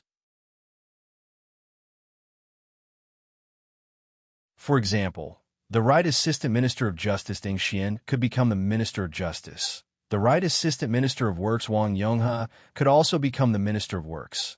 The Left Assistant Minister of Rights Yang Shan would become the Minister of Rights.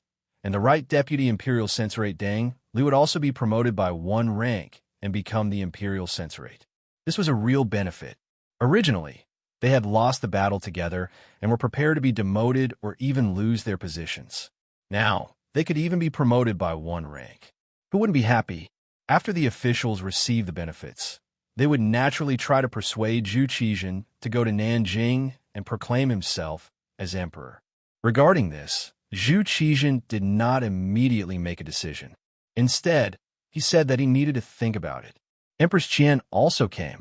Mao Mu had taken over the role of the eunuch of Xing. He had served the empress well and had gained her trust. In this small courtyard of Baoding Mansion, the husband and wife met. Empress Qian's tears flowed out uncontrollably. "Empress, don't cry. I'm fine." Holding Empress Qian's arm, Zhu Qizhen's face showed a rare trace of gentleness. "Well, as long as the emperor is fine, as long as the emperor is fine, I think it's better for the emperor to go to Nanjing and proclaim himself as emperor. No matter what, you can be safe for a while." Empress Qian took the initiative to talk about moving south, which was completely different from her usual politics. Zhu Qizhen was very curious about Empress Qian's dissuasion. "Why does the emperor say so? Did others teach you?" "No." Empress Qian shook her head. "Your concubine has lived in the palace for a long time and has seen that the Mastiff King has managed the imperial city well, and with the assistance of eunuch Jin Ing and the others, he now holds great power. If the emperor were to go to the capital, there would definitely be a major battle. In this case, the odds are against you." Originally, Zhu Qizhen had thought that Empress Qian had been instigated to say such words of dissuasion. Now, hearing this, Zhu Qizhen understood that the situation in the capital had truly changed. Even the empress, who rarely asked about politics, could sense it. As he cursed Zhu Qiyu, Jining, and the others for being shameless, he began to consider the matter of moving south. That night, Zhu Qizhen appeared in front of Chao Jixiang and the other officials, his face radiant. He said that he agreed to move south, but he could not let the Mastiff King off so easily. He wanted to go to the capital to ask for people and money, as well as the families of the officials, especially Crown Prince Zhu Jianxin, to be brought out of the imperial city. As long as Zhu Qizhen agreed, the other officials naturally would not object. After 2 days of discussion, they came up with a plan. In the end, Chao Jixiang led 1,000 embroidered uniform guards to escort Kuang Yi and Wang Zhuo to the capital to negotiate with Zhu Qiyu. You're tuning into the Romance Rendezvous YouTube channel. We're so grateful for your support And don't forget to subscribe to join us on this incredible journey through captivating stories. Your generosity through donations truly makes a world of difference, as it's the primary source of revenue that allows me to expand and enhance this channel for you. Thank you from the bottom of my heart for being a part of this adventure.